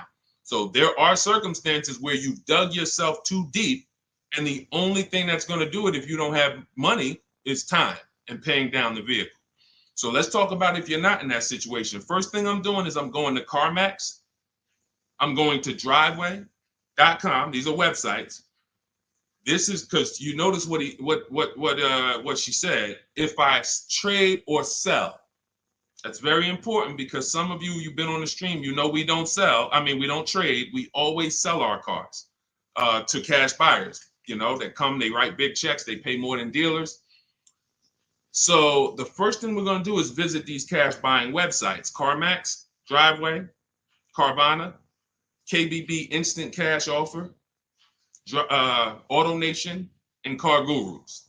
That's going to give you 6 independent offers. Now, once you get those 6 offers, that's going to tell you how much negative equity you have based on your payoff. You need to call your bank and ask them, how much is my payoff? That's the amount you owe. Don't look at your statement. Call your bank, make the phone call, and find out your payoff. Now, you look at what your payoff is, and you look at what your highest offer is. If your highest offer is the same as the payoff, you're break even. If your highest offer is 20, but your payoff is 15, that means you got 5,000 of equity. If your highest offer is 10 and your payoff is 15, you got 5,000 negative equity. So now the best thing to do is what I call pay the difference. Because when you pay the difference, now you can go into your next transaction and you can do a clean transaction. Clean transaction. So whatever deal you get on your next car, it's clean. You're not bringing any baggage over. You can shop multiple offers. There's no limits. But if you can't pay the difference, now you have to do what we don't like doing, which is trade. And there's going to be a ton of people with negative equity, because a lot of people bought cars that were overpriced from 2020 to 2022. You know, we were trying to warn people to lease, to ride out the market, buy inexpensive pre-owned cars to ride out the market, or, you know, keep their current car and not shop if they didn't have to ride out the market. Some people didn't take that advice, and they went and they overpaid because they had no shopping strategy. And now they're going to be 15 grand negative equity trying to get another car. So if you can't transfer, you know, there's limits to what you can transfer. If you can do what we teach and you actually can shop the market the way we teach, you might get a deal like this. Let me show, this is Milligan's deal. She just made this deal a couple days ago. It was for a Mercedes-Benz brand new EQS. It's an EQE. It was a $79,000 vehicle using our shop from home strategy. She never left the house to get this discount. She went from $79,000 to $51,000 on a brand new vehicle. And if you're on Instagram or if you're on YouTube, you guys can see this. So we can't share the entire versions on Facebook and on TikTok. But if you like, anybody who wants to see, okay, I want to see these things that Deshone is sharing, you can go right to our YouTube page, Deshone the Auto Advisor. And you go right to Instagram and you'll see the actual documents. This is her deal. She's posted up $79,000, $51,000. Why is this so important? Because when the bank goes to lend on this vehicle she bought, they're lending based on the fact the MSRP is 79. So the banks will usually lend up to 20% more of the MSRP if you have good credit. So 79, the max they'll lend is another 20% of that. So let's say, $96,000 is the max they're going to lend on a $79,000 car. So let's just say you have 15,000 negative equity. Now, you don't know how to shop. You don't get the same discounts we're getting. You don't have that same thing. You can't slap all of that negative equity on and your taxes and your fees because you're going to blow out the loan to value ratios. The bank's not going to approve it. But when you find a car that has specific rebate, and we don't know this, she didn't know she was going to save $25,000 off this vehicle. What is that? Almost $30,000 off this vehicle. She didn't know that. She just said, I like this vehicle. Deshone, I'm going to use these shopping strategies, same strategies you'll have in my book. It'll literally be in your inbox in minutes. Same strategies we've used to help people do this all around the country. Now, all right, I saved almost 30 grand. Now I can bring my negative equity of 15 grand over to this vehicle, bury it, and I'm okay. So it's very important. The more negative equity you have, you are targeting a vehicle, or you're trying to find a vehicle where you can get such a big discount, you can transfer that over, go from a non-quality vehicle usually to a quality vehicle, because you're already in a vehicle that's not worth what you owe. That's important to understand.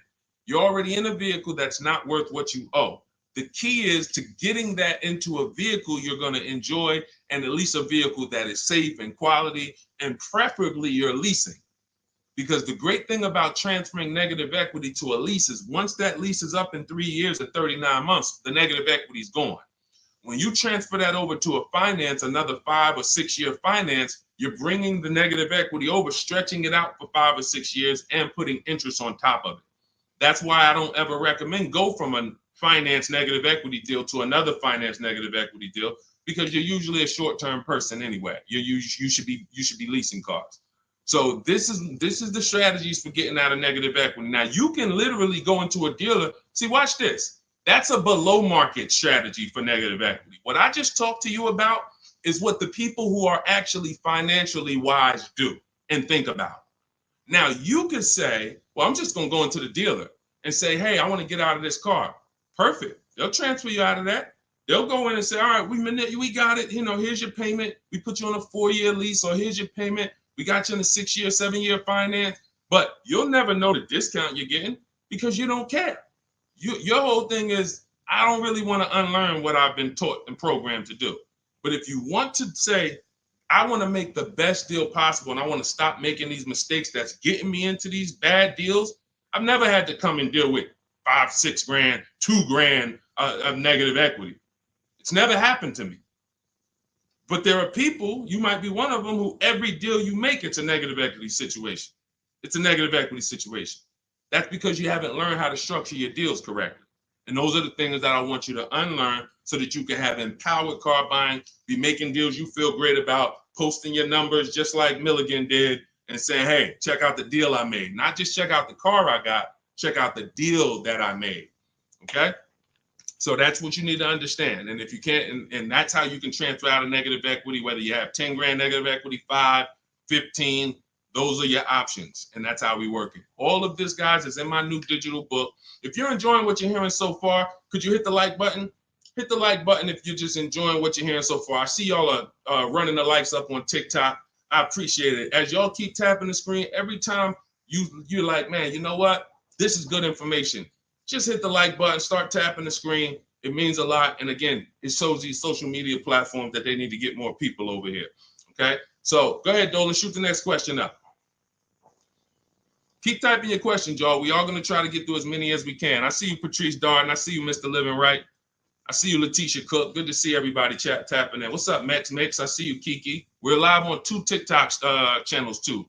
We're on 2 TikTok channels today. All right, Nairobi asks, what's the fastest way to sell a lease? I'm over by 18,000 in miles and have 19 payments left. Okay, here's what I'm gonna give you. I'm gonna give you, this is, now, who has a lease right now that they're pacing to go over their mileage? They're pacing to go over their mileage. Who has a lease right now? You haven't gone over yet, but you're pacing because you're not over until the end of the lease. If you tell the leasing company you're going to drive 12,000 miles per year, then they want the car back with 36,000 miles on it. If you sign for 15,000 miles per year, then they want the car back with 45,000 miles in 3 years. You do a 20,000 mile a year lease. Some of you might have not known you can do high mileage leases. We talk about that all the time. It's only a couple dollars more when you get below market deals. If you're not keeping cars 8 years, the high mileage leases are some of the best things you could be doing. It's literally pennies on the dot, cents on the dollar compared to purchasing, and we never have negative equity, and we drive as much as we want in these new cars.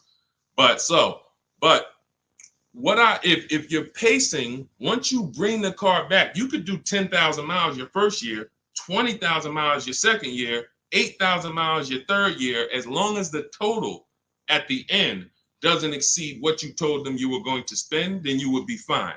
So you're not over your miles, you're pacing to go over your miles.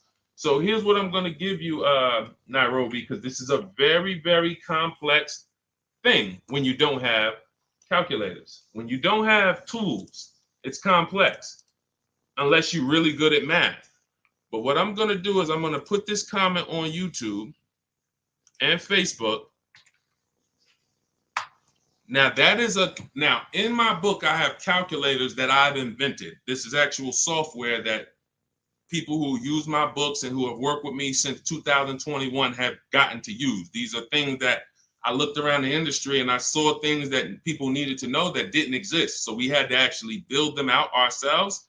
And so that's why when you get my digital book, you have access to like 5 different custom calculators that we made that no one else uses. So one of them is this lease penalty calculator. Now, if you're pacing to go over your miles, here's what you got to understand.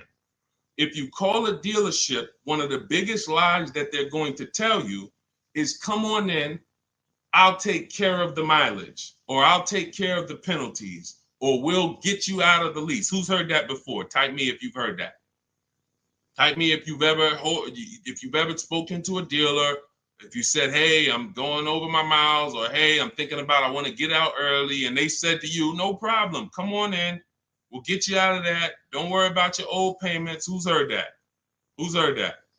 Okay, type me. I told y'all, you got to stay by your keyboards when you're on these live streams. This is not, you're not watching somebody play video games where you could just be like, all right, yeah, let me just watch this person. Nah, this is active learning. This is stay by your keyboard because we dialogue with each other. All right, Latesha, I see you. Carol, yes, I see you. Harold Driver, yes, I see you. All right, so here's what happens. Those payments and that penalty that you drove over your miles, they don't get taken care of. They get rolled into your next deal. The only way lease payments disappear is if they have something called a payment waiver. And that's for loyalty in some cases. They don't say, hey, you got a Honda, you're buying a Toyota, we'll waive those old payments. They'll say, we'll take care of them. But what that means and what you need to know and what we know is that means I'm rolling them into your next car. So you're paying for that car in this new car. We don't like to make deals like that because it's baggage. It's baggage. So what we want to do is we want to find out if we're pacing to go over our mileage, does it make more sense for me to get, thank you, Tim. That's actually a good statement. Ain't nothing free. That's a good statement that a lot of people don't understand. When they say, hey, I'm throwing in these floor mats for you. Hey, I'm throwing in key protection. That means there's so much money in the deal that we have to actually, it's something called padding the deal. The finance manager and the team, they're trying to just pack. We got so much profit in this deal. We need to figure out how to allocate some of this so it's justified So when you hear them say that, oh, he threw in all this, he threw in all of this for me, that means you got a horrible deal. Sorry to tell you, but I got to give you the bad news first so that you understand. All right, it's smoke and mirrors, but I'm not gonna make these mistakes again. You have a whole billion-dollar industry that is really hell-bent on keeping you shopping the same way you've been shopping, because it keeps them on the Fortune 500 list. It keeps them publicly trading at a good profit. But our people and the people who listen to us, those of you who locked in, you're gonna be the ones that everybody else buying up here, but we buying down here. So let's get back to this point. So you want to see if I'm pacing to go over my mileage, does it make more sense for me to replace the car now? In which case, my payments would be due.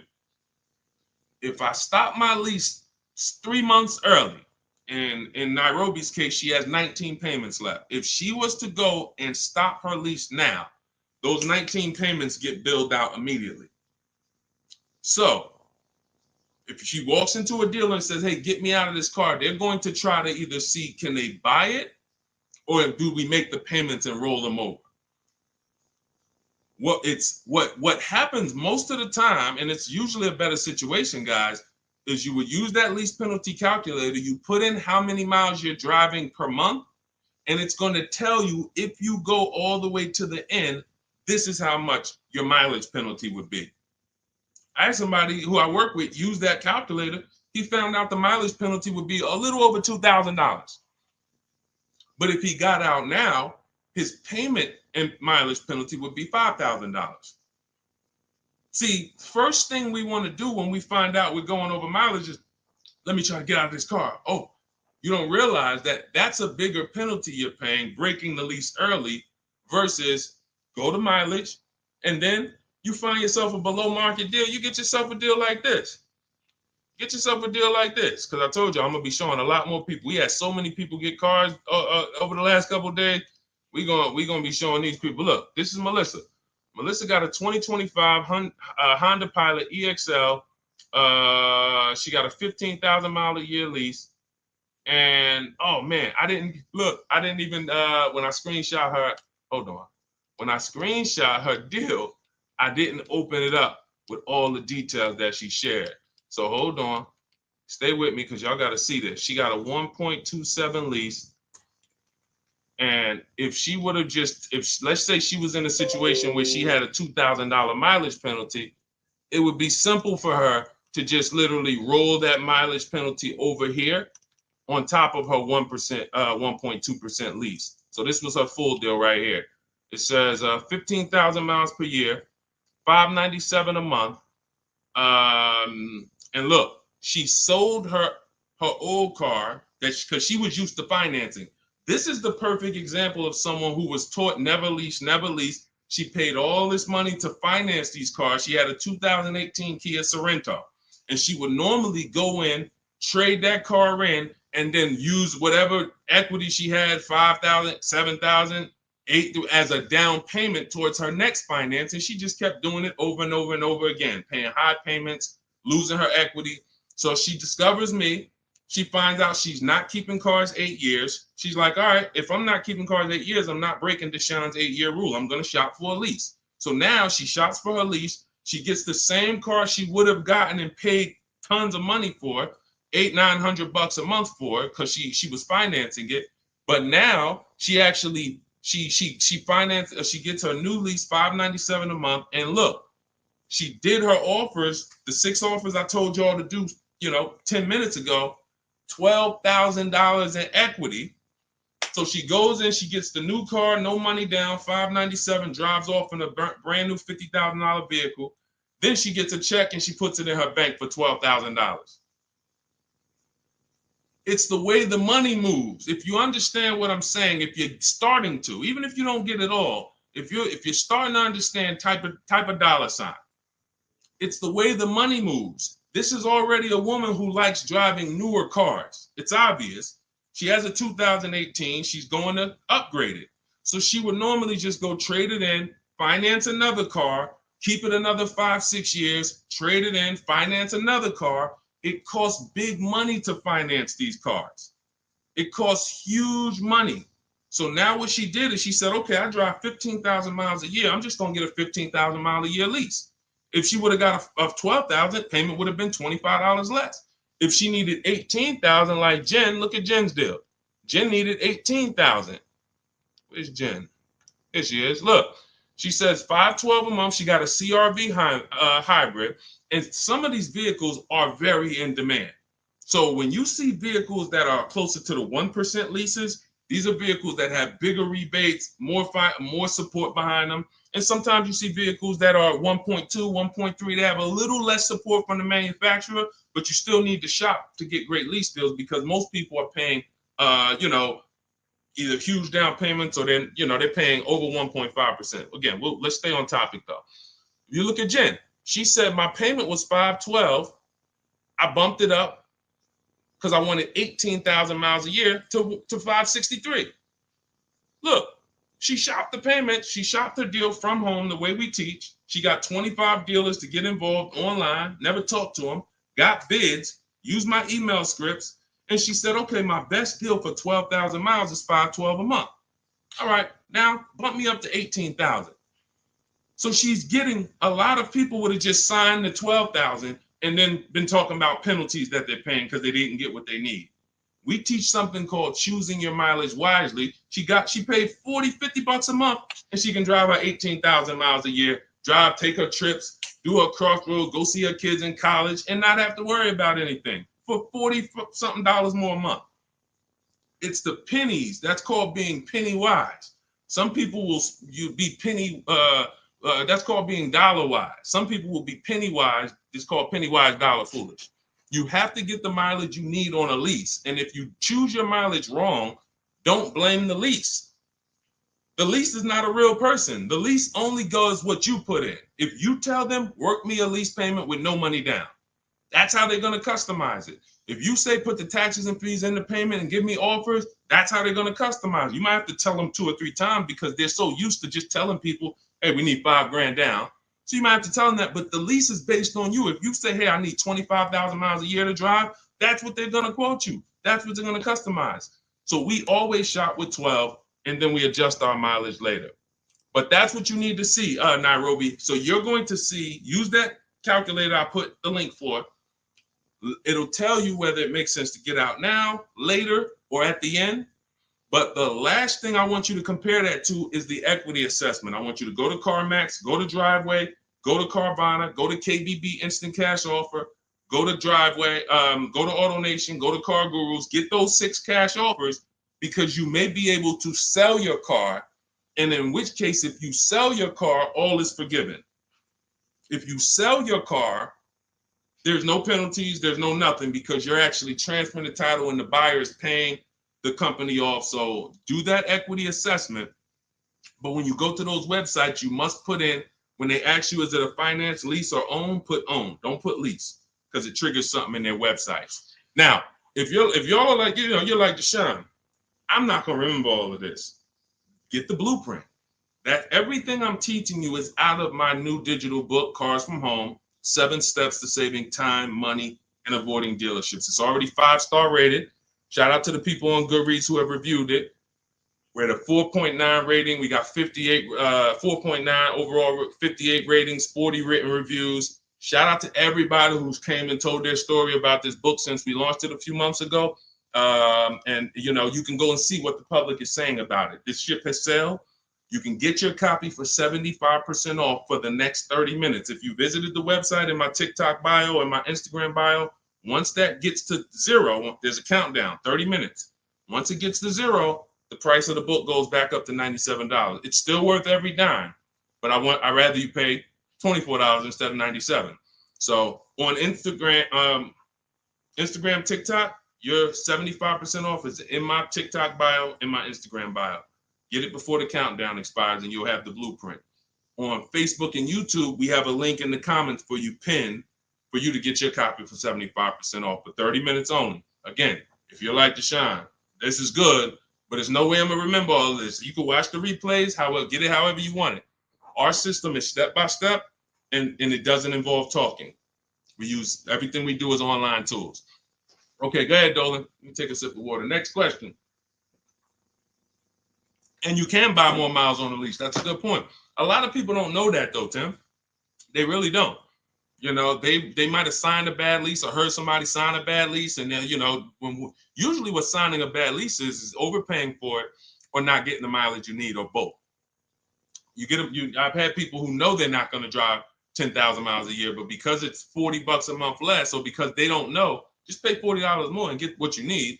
They'll just take the 10,000. It's a horrible decision, and it leads to a terrible lease experience.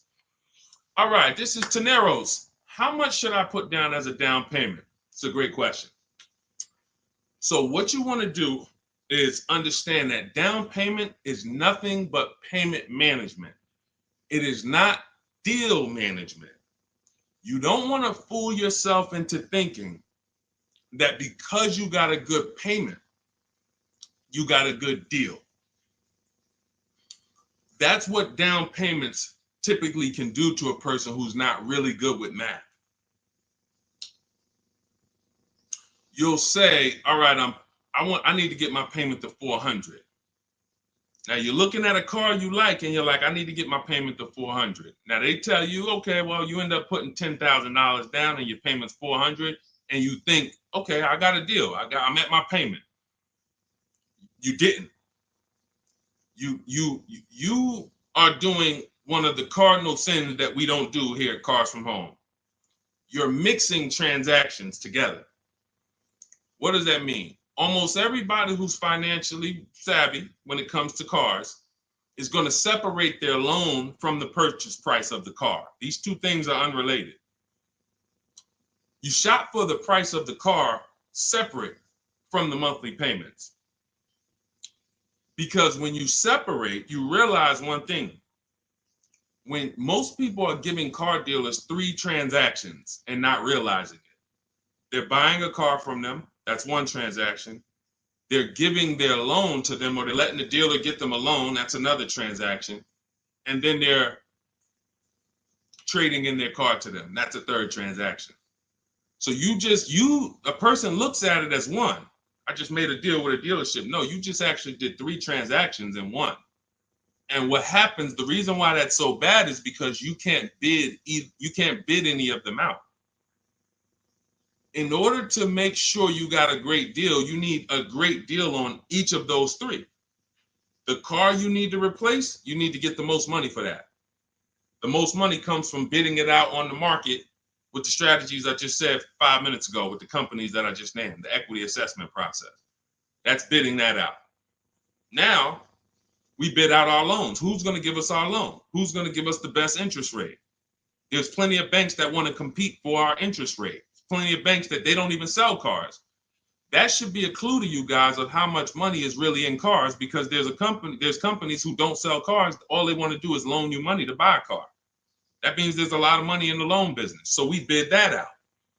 And there's a way we use a strategy. When you get my digital book, you get something called the Bank Bidding War Blueprint. This is how we make banks and credit unions bid for our credit, bid for our loan. We have 20, 30 people bid without affecting our credit negatively. There's a specific way that credit bureaus allow you to do this. It's called rate shopping, where it's within a certain window. But if you're getting pre-approvals with hard credit pulls and then you're going out shopping, you're not going to be able to do this, because you're going to get a hard credit pull here. Then a month later, you go find your car. That pre-approval expires. Now you got to do another hard credit pull. You already hit your credit twice, and you're outside of the rate window. It's just what most people are doing. And that's why when you get a pre-approval, most people become scared to shop now, because they don't want to let anyone else run their credit. So you're limiting yourself. But the Bank Bidding War shows you how to have unlimited people bid for your interest, and we do that after we find our car. But the third transaction is when we're going to buy a car now. The car we're buying, we're going to shop the used car market, look at all the marketplaces. I have a strategy I call the multiple marketplace strategy, where we're looking at all these websites like Amazon. I mean, we're shopping like we're shopping for a TV on Amazon, Walmart, BestBuy.com, but except we're on these car websites. Now we're narrowing it down, narrowing all the inventory down to the top 5 choices, and we're narrowing it down based on title, service records, accident history. We're verifying there's no bogus fees, and then we come up with our top 3 after we get the new car price of these vehicles. This is all, again, step by step. And some of you, you're like, this should be expected. This is what car shopping should be like. Car shopping is not like buying a TV. It's closer to buying a house.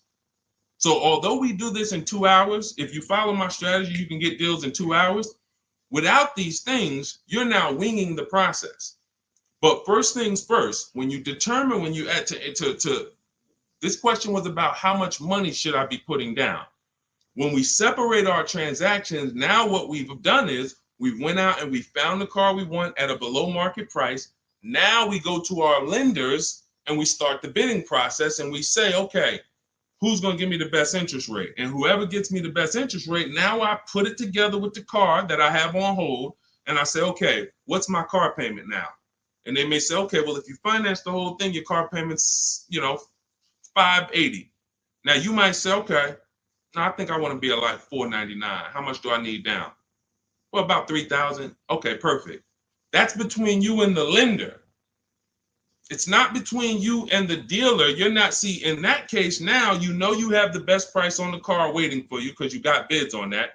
You got the best loan because you got bids on it. And now your down payment is actually going off the principal of the car, not it's going to pad the deal and the profit from the dealer.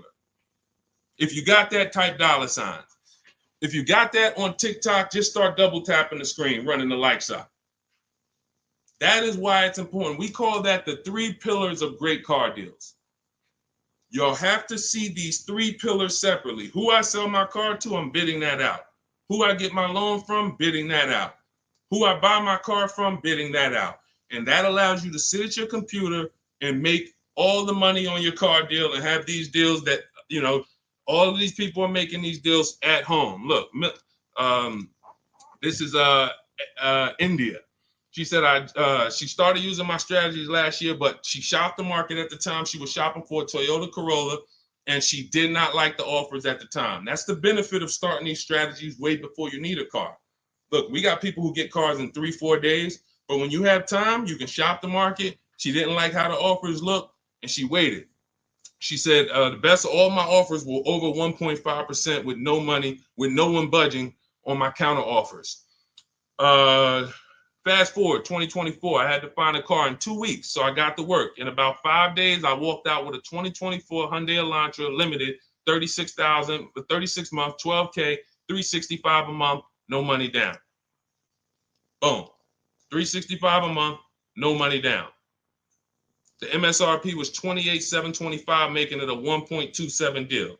People would kill right now to be able to buy a car, drive a brand new, dependable car, fully warranted car, shop from home, never had to be stressed out in a dealership, begging for discounts. She's sitting at home and she drives off at $365 a month, brand new car, no money down. This is what it's about, people. It's about learning the strategies so that you keep the most money in your household. Okay? Everything I'm teaching you, everything India used is in my new digital book, Cars from Home, 7 Steps to Saving Time, Money, and Avoiding Dealerships. You can get your copy as part of our launch offer for 75% off in my TikTok bio or in my Instagram bio, but it's only for 30 minutes. After 30 minutes, the price goes back up to the $97 price, which is still great.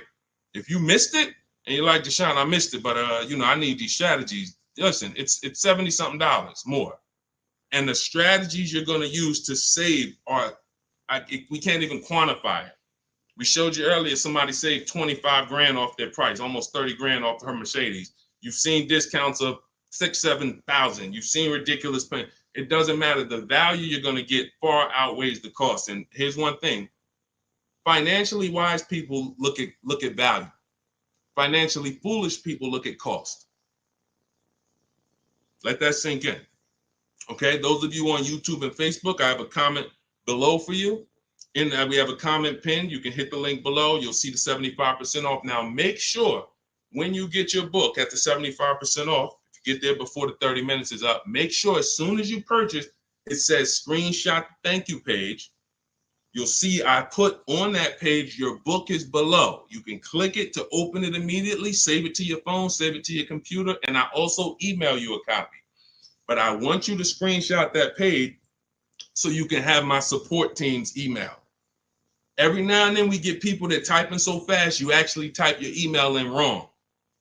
and then you didn't save the book right there on the thank you page. So now, how am I getting my book? You got the support team email. They're 7 days a week. Email, hey, I think I might have typed something wrong. I don't see my book. It's not in my spam folder. Get my team so we can get you the book immediately. So you can have these strategies, protect your family's money, shop with confidence, enjoy car shopping. I enjoy shopping. These people are like, enjoy. Look at what Adina said. Look at what Adina said at the end. She said, thanks to Sean. Hold on. Thanks to Sean for making the car buying process easy. And I want to upload this because it got cut off too. So I'm going to upload this. Thank you for making the car buying process easy. I want you enjoying car shopping. You're about to spend a ton of money. Why should you dread? Look what she said. Last sentence. If you're on Instagram or if you're on YouTube, you can see it. So, all right, Dolan, next question. Let's fly through a couple more. We still got some more time. Come on, y'all, keep typing. Lalia, yes, we send emails out all the time. In fact, everyone who had the book, I literally sent a new copy out to everybody on our list. It was like 9,000 people, maybe a month ago. So, like, go through your email, check your emails from me, because we do that every now and then. Like, we'll literally just update the book and blast the new copy out to everybody who bought one. So check your email, check your spam. You know, I've sent you that book. If you purchased it last year, you've gotten the new book probably at least 2 times, 3 times. We've updated it and sent it out to everybody. Okay, Kevy Kev, good to see you. What are the basic pros and cons of leasing? I know nothing about it, but my husband's considering it. Good question. Let's talk about the cons of leasing first, because I speak a lot about the benefits. The cons of leasing are you always have a payment. Now, some people who buy cars and they always trade them in as soon as they pay them off, or they trade them in before they paid off, they replace them before they paid off. Like, you know, we had the young lady earlier on the stream. She said, I still owe $18,000. I'm about to go and buy another vehicle. So she's always used to a payment anyway. So that's a con. You're always going to have a payment. Another con is you can't beat the car up and not realize the losses. Now, let me be clear on this. People think when they own a car, they can do anything they want to it and not realize the losses. But I want to be clear. If you follow me, let's say a person buys a car, you own it, you put a lift on it, a big exhaust system, one of the big, you know, the joint is loud. You customize that car. Did you raise the value or lower the value of the car? Type it in. Type it in. Did you raise the value or lower the car? If a person does all of that stuff, customizes the car, did they raise the value or lower it? Thank you, Cam Newton. Lowered it. So let's say a person was going to sell a car and somebody looked at it and said, hey, how much is you going to pay? You know, they're going to pay $20,000 to buy your car. Now you're like, okay, perfect. Now you go and you do all of this stuff to it, put the engine, put the exhaust on it, boom. You come back 2 days later and you're like, hey, yeah, I want to sell you the car for 20. Now they hear that new exhaust. They hear all that stuff you put on. They're like, nah, I can't give you 20 for that. And that thing probably worth 16 now. I don't know what you do to it. So I'm trying to get you to see what I call the unseen expense. This is depreciation. Everything we talk about when we talk about leasing versus buying, we're taking into account how we're going to avoid major depreciation. But people who purchase don't often think that they don't actually understand that whatever they do to that car, if they drive 40,000 miles on it, they just lost money. If my car was worth 20 today and then I drive 30,000 miles this year, that car is going to be worth 10. I'm destroying the value. So you pay for it either way. So when I say that one of the cons of leasing is that you can't do anything you want to the car, well, you can't without paying for it, but you also can't when you own it without paying for it. But if you do that, you have to restore it to its original condition. Now, another con of leasing is you have to be able to estimate around about how much you're going to drive. So people who are like doing Uber or something, you don't know how much you're going to drive. There's a reason I don't tell business people who do those types of businesses to lease, even though they're not keeping their cars a long time. there's a better structure for you guys.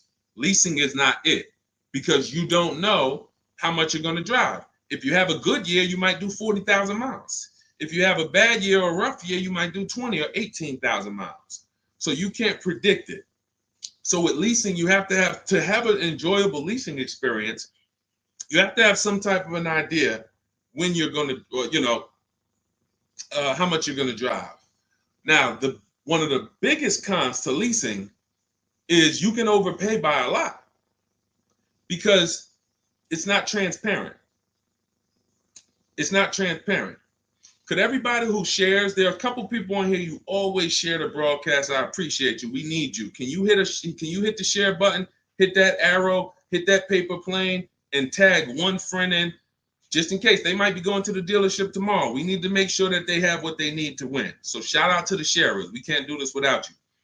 Now, when you consider that you can overpay, see, when you get a purchase deal, everything goes on that receipt, the buyer's order. You can plug that into a calculator and you can match those numbers up. You might not be used to doing it, but that bottom line price, you can plug that right into a basic auto loan calculator on hundreds of websites, and you can make sure that your payment matches. You can't do that with a lease. There's all types of potential to hide money in leases. You can hide money in the interest rate. You can hide in the money factor, because you can't use your own financing with a lease. You have to use whatever bank or leasing company the dealership who's running the promotion is using. So that gives us potential to be overcharged for our money factor or our interest rate. There could be rebates on that vehicle, $2,000, $5,000 rebates. Look, when Sean was shopping for his F-150, some of you have seen it. It was a $15,000 rebate, $15,500. He wouldn't have known about that if a dealer's not going to come in and tell him, hey, it's $15,500 rebate on this. No, some dealers might say nothing. They won't even mention it. They'll just try to negotiate. Hey, how much could you, they hoping you say something like this. Can you get me the invoice price? Can you get me to the invoice price? If I could get you the invoice price, can we make a deal today? Yeah, I always heard that, invoice price is a fair deal. Okay, no problem. Let me go get it. So they're not going to tell you anything about, hey, we got $15,000. He didn't ask about the rebates. He didn't ask nothing about rebate. He don't know anything about the rebates. Let's go take off $5,000, get him the invoice price. We're going to make $20,000 profit on this deal. So this is how it works. This is how it works. So with a lease, you could have the same types of incentives. And the thing about leasing is when you go from a finance to a lease, your payment is naturally going to be lower. Even if you get a bad deal, your payment's going to be lower. If you're used to buying $50,000 cars and paying $900 or $1,000 a month and putting 10 grand down, that same $50,000 car is going to lease out for like $800 with a bad deal. So people will walk in and think they won. Oh man, it's lower. It's lower than when I used to buy these. But you don't realize that, if this was a vehicle like Zafrina here, and look, this was a $60,000 vehicle, $65,000 Jeep Grand Cherokee. Now that vehicle, she's paying $579 a month for, no money down. So you walk in and you get a vehicle like this, and you think, oh, they got me the lease at $800. It's a $65,000 vehicle. I had to win. No, you lost big time because there were so many rebates and incentives that you didn't understand were there, and there's no way you're going to get them to reveal them to you. The only way, and I've been in the car business since 2006. I left in 2020, and since then I've been helping people make deals around this country. The only way to reveal what all the rebates are is 2 words: multiple offers. It's the only way. You're never going to negotiate your way to finding out what all the rebates are, because one deal is going to tell you it's $3,000, another deal is going to tell you it's $5,000, another deal is going to tell you it's $8,000, another deal is going to tell you there's no rebates. That's why when we sit back and we get multiple offers from home using the strategies in my digital book that you'll have access to immediately. Those of you who got your book, I see a lot of you saying, got the book. All of this stuff is scripted out for you. Now, you could do it manually, too. You want to call around the dealerships, ask for the sales manager, ask for a manager, try to bypass salesmen, because salesmen are trained to distract and waste time and make it hard, especially by phone. So if you want to try to do it manually, we must get 5 offers. New cars, leases, you must get 5 offers from 5 different dealers because that's how different the offers are going to be. They're going to be major different, not close, major. I always say if your offers aren't $150 to $200 a month apart, then you didn't shop correctly. Okay, go ahead, Doe. Let's shoot the next question up. That's it, Kevin Kev. That's the pros and cons. Oh, let me hit on the pros. Hold on. Let me try to sum up the pros of leasing before we wrap this question up. Pros of leasing are when you get below market leases, you're driving new cars, warranty cars, always under warranty in most cases. Something breaks, you call a dealership. Hey, this broke. Come on in, we'll fix it. You're under warranty. When you get below market leases, you're driving new cars for cents on the dollar. You're driving new cars and you're paying less than what people are paying to buy, lots less of what people are paying to buy them new, and you're paying less than what people are paying to buy them pre-owned. Some of you've seen me do that scenario where I compare a new lease, below market lease, to a pre-owned version of that same car. Take that $65,000 vehicle that Zafrina got, $597 a month.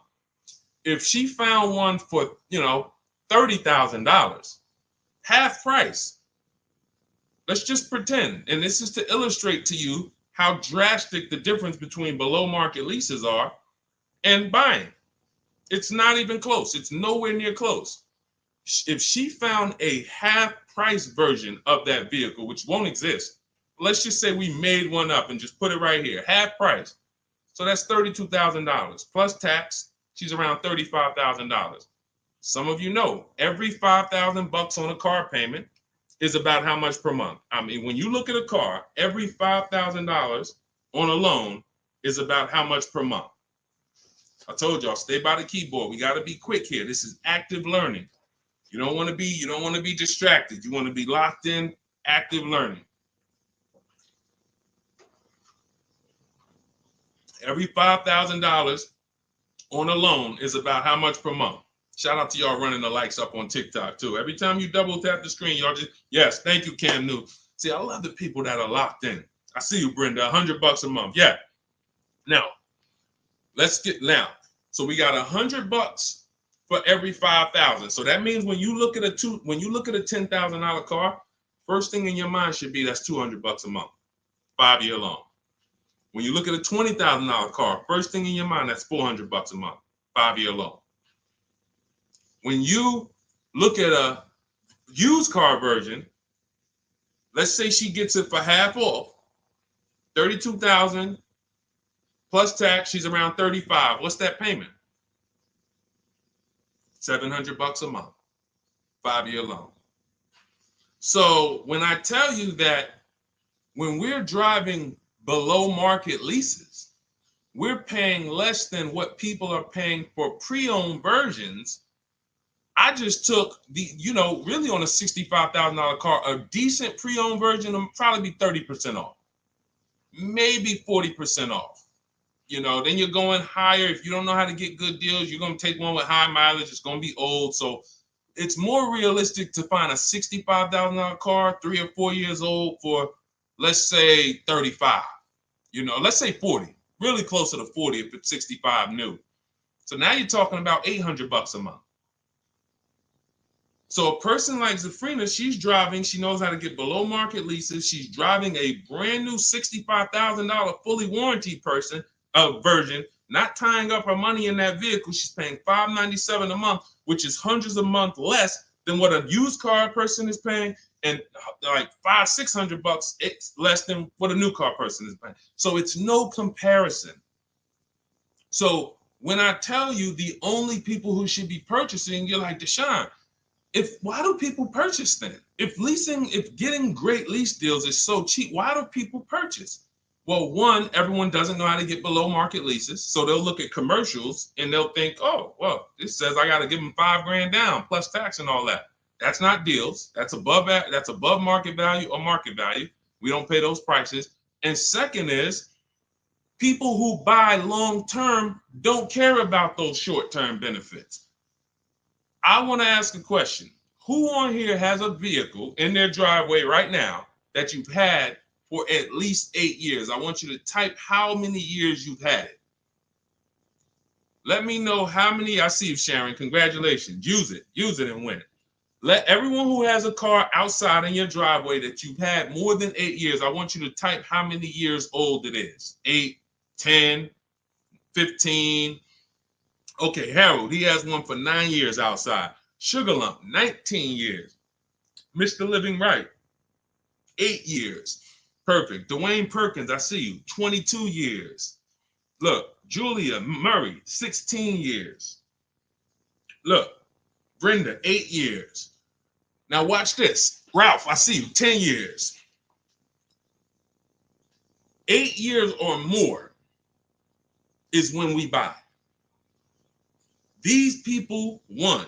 So you heard me just spend the last 10 minutes, 15 minutes talking about pros and cons of leasing, benefits of leasing. But these people are the real financial winners in the long run, because the longer you keep a car, the less it costs you. I'm not a fan of people leasing who have the discipline to keep a car for 10, 15 years, 12 years. I would never tell people lease who's doing that. I'm trying to get the people who say, it's no way I'm keeping a car near that long. I've never done it. I don't enjoy it. I'm not going to do it. You are the people who should not be buying. Because the great thing about having a car 8 years is you'll see something. This is the depreciation cycle. This is how owners lose money on their leases, on their cars. When you purchase your car, one day when you buy it, it's worth this. 5 years down the line, it's worth this.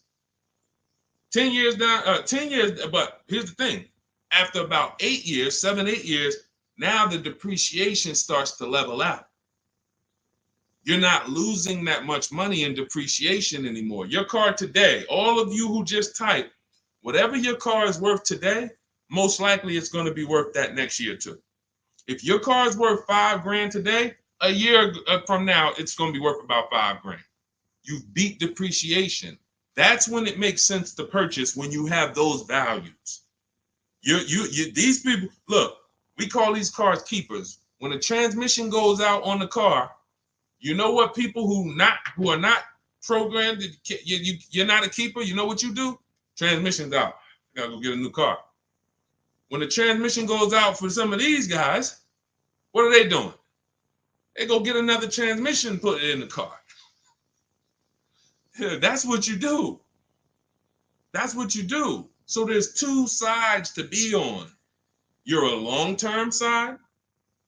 That means, like my dad, he bought a truck 2013. 6 years later, the engine went out. He got a used motor, put it in there. He's still driving it. He's about to sell it for a couple $1,000s now. He's had that car for over 10 years. But he's had no car payment on it for probably 7 years. That's all money that stays in his household. Somebody asked the other day, hey, my car needs $3,500 in work. Should I go get a new car? I said, well, first of all, make sure you get a price from a second opinion from a local mechanic. You always get, for work, you always get 2 opinions. But if it costs you $3,500, will that car ride smooth for the next 3 years, 2 years, 3 years? If the answer is yes, you need to understand something. If you go get another car to replace that car, it's going to cost you a minimum of $3,500 a year, and most likely more than that, $6,000, $7,000 a year coming out of your household. So do you want $3,500 one time and now I got no car payment, I keep my bills low? Or do you want to go get a new car payment that's $400 a month? Now what is that? $400 a month times 12, that's $4,800 a year for the next 5 years or whatever. The cost of replacement, guys, is always more than the cost of keeping that vehicle running. That's why you want to have that car paid off before the 10th birthday, and you want to set aside money for maintenance and repairs. Whatever you were paying on your car payment, $400 a month. All right, my car is paid off. Now take $100 or $200, put it into an emergency fund. So when that car breaks down or something needs, hey, no problem. It's in the emergency fund. But I'm keeping that car, because the longer I keep that car, the less money I pay for a car, the more money I keep in my household. So that's how you purchase, because you're buying a depreciating asset. You have to go long term with it. It's going to go down in value like this sharply for the first 5-6 years. It's going down, losing thousands. But once it levels out, that's when you really want to own it, because now we good. Things paid off. I ain't got to worry about it. But as soon as people come through that deep depreciation, that's when they go and trade the car in, and they do it all over again, over and over again. These are the people who I'm trying to get you to understand leasing. You're in the wrong structure. So it's very simple. You're not keeping your next car 8 years, you should be leasing, shopping for below market leases. You're keeping your next car at least 8 years, you're shopping for a below market purchase. And all of this is in my step-by-step book. This is the first step. Leasing versus buying. I call it the most important question. We got to put your deal on the right foundation, and then we go get a below market deal. So for everything I'm teaching right now is out of my new digital book. You can grab your copy for 75% off. It's normally $97. If you want the entire blueprint, and you guys see the comments, you see the comments people making, man, get the book. Get the book. You see it. So you can go to, thank God we have approaching 10,000 people who have the book. Thank God. We are getting this in a lot of people's hands. People love the welcome offer. And the same people who are using it would look back and say, Deshone, I would have paid the $97 knowing what I know now and what I'm seeing in this book. But to get it at 75% off, $25, even more value. But it's only for 30 minutes. In my TikTok bio, in my Instagram bio, click that link that says 75% off. In my YouTube comments or Facebook comments, we have a comment pinned for you for your 75% off. But once that timer hits zero, guys, it does go back up to $97, which is the normal price. And it's worth every dime at $97. Okay, so get your copy. Make sure you screenshot the thank you page as soon as you purchase, and make sure you take a record of our support team's email, because sometimes you go and you type it in, you're like, I'm finally going to be able to enjoy car shopping. Man, I'm about to make the best car deal of my life. And you're so excited, you type your email in correctly, and now it's wrong. And so we can't email you the book. Now, once you get the book, you're going to see, as soon as you pay for it, I say, open your book below. So there's a link right there on that page to actually open the book, and you can save it to your actual, you can save it to your phone. But I email you a copy too. And sometimes if your email's wrong, you're not going to get that email. So make sure you screenshot that page. It has my support team's email, or look at it right here. Look at it on the screen. Get the support team just in case. But that's not for questions. Do not email me any car buying questions to that. That's only for making sure your book gets to you. Okay? So I want you empowered. I want you making the best deals you've ever made. I'm just going to show a bunch of more people before we rock out. I didn't get a chance to get to everybody's deals that has sent me a deal in the last couple of days. I didn't get a chance. Ansley got his second vehicle. He said 2 down, 1 more to go for the year. He got this BMW truck. We showed Melissa. We didn't show American Senior Benefits. You guys can read this if you're on Instagram, on YouTube. You can pause that. But we'll go more detail on the second stream. Keep sending me your deals, because I told y'all I was going to bring them onto the show. And after you make your deals, email me. I want you guys proud of the deals you're making. I want you excited, not just about the car. Everybody gets excited about posting their cars. Everybody. You'll see that all through any social media platform. People get a new car, they want to take pictures of it, but they'll never show you the numbers. And you may have been this way, because secretly they're ashamed. The last thing they want is somebody who understands the numbers to look at that deal and be like, hey, did you see this? What's the $4,000 here? Did you see? How many offers did you get on this vehicle before you paid this price? Oh, no, I just thought they don't want that. I don't want you living like that. If you've done that before, I don't want you like that. I want you like all of these other people you're seeing posting your car deals, like Melissa, like American Soldiers Benefits, like Ansley, this is other car, like Rosalie, like Jen. Hold on. We do this all day long. Like Teddy, like Jared, like Zafrina, like Pierre. Numbers. That's what I want. And that's the confidence you will have after you get your book. So get it. If you do it your way, do it your way. God bless you. My way is no talking, right from home. That's why we call it Cars from Home. So I'm going to check out. God bless y'all. I'll see y'all on the next stream. Share this with a friend. Before you jump off, share this with one friend that you're like, hey, I got somebody that my best friend, they need to see this, because we have to help people protect their money. If we don't get this message out, our friends are right now in dealerships right now overpaying. Okay, so God bless you all. I will see y'all on the next stream.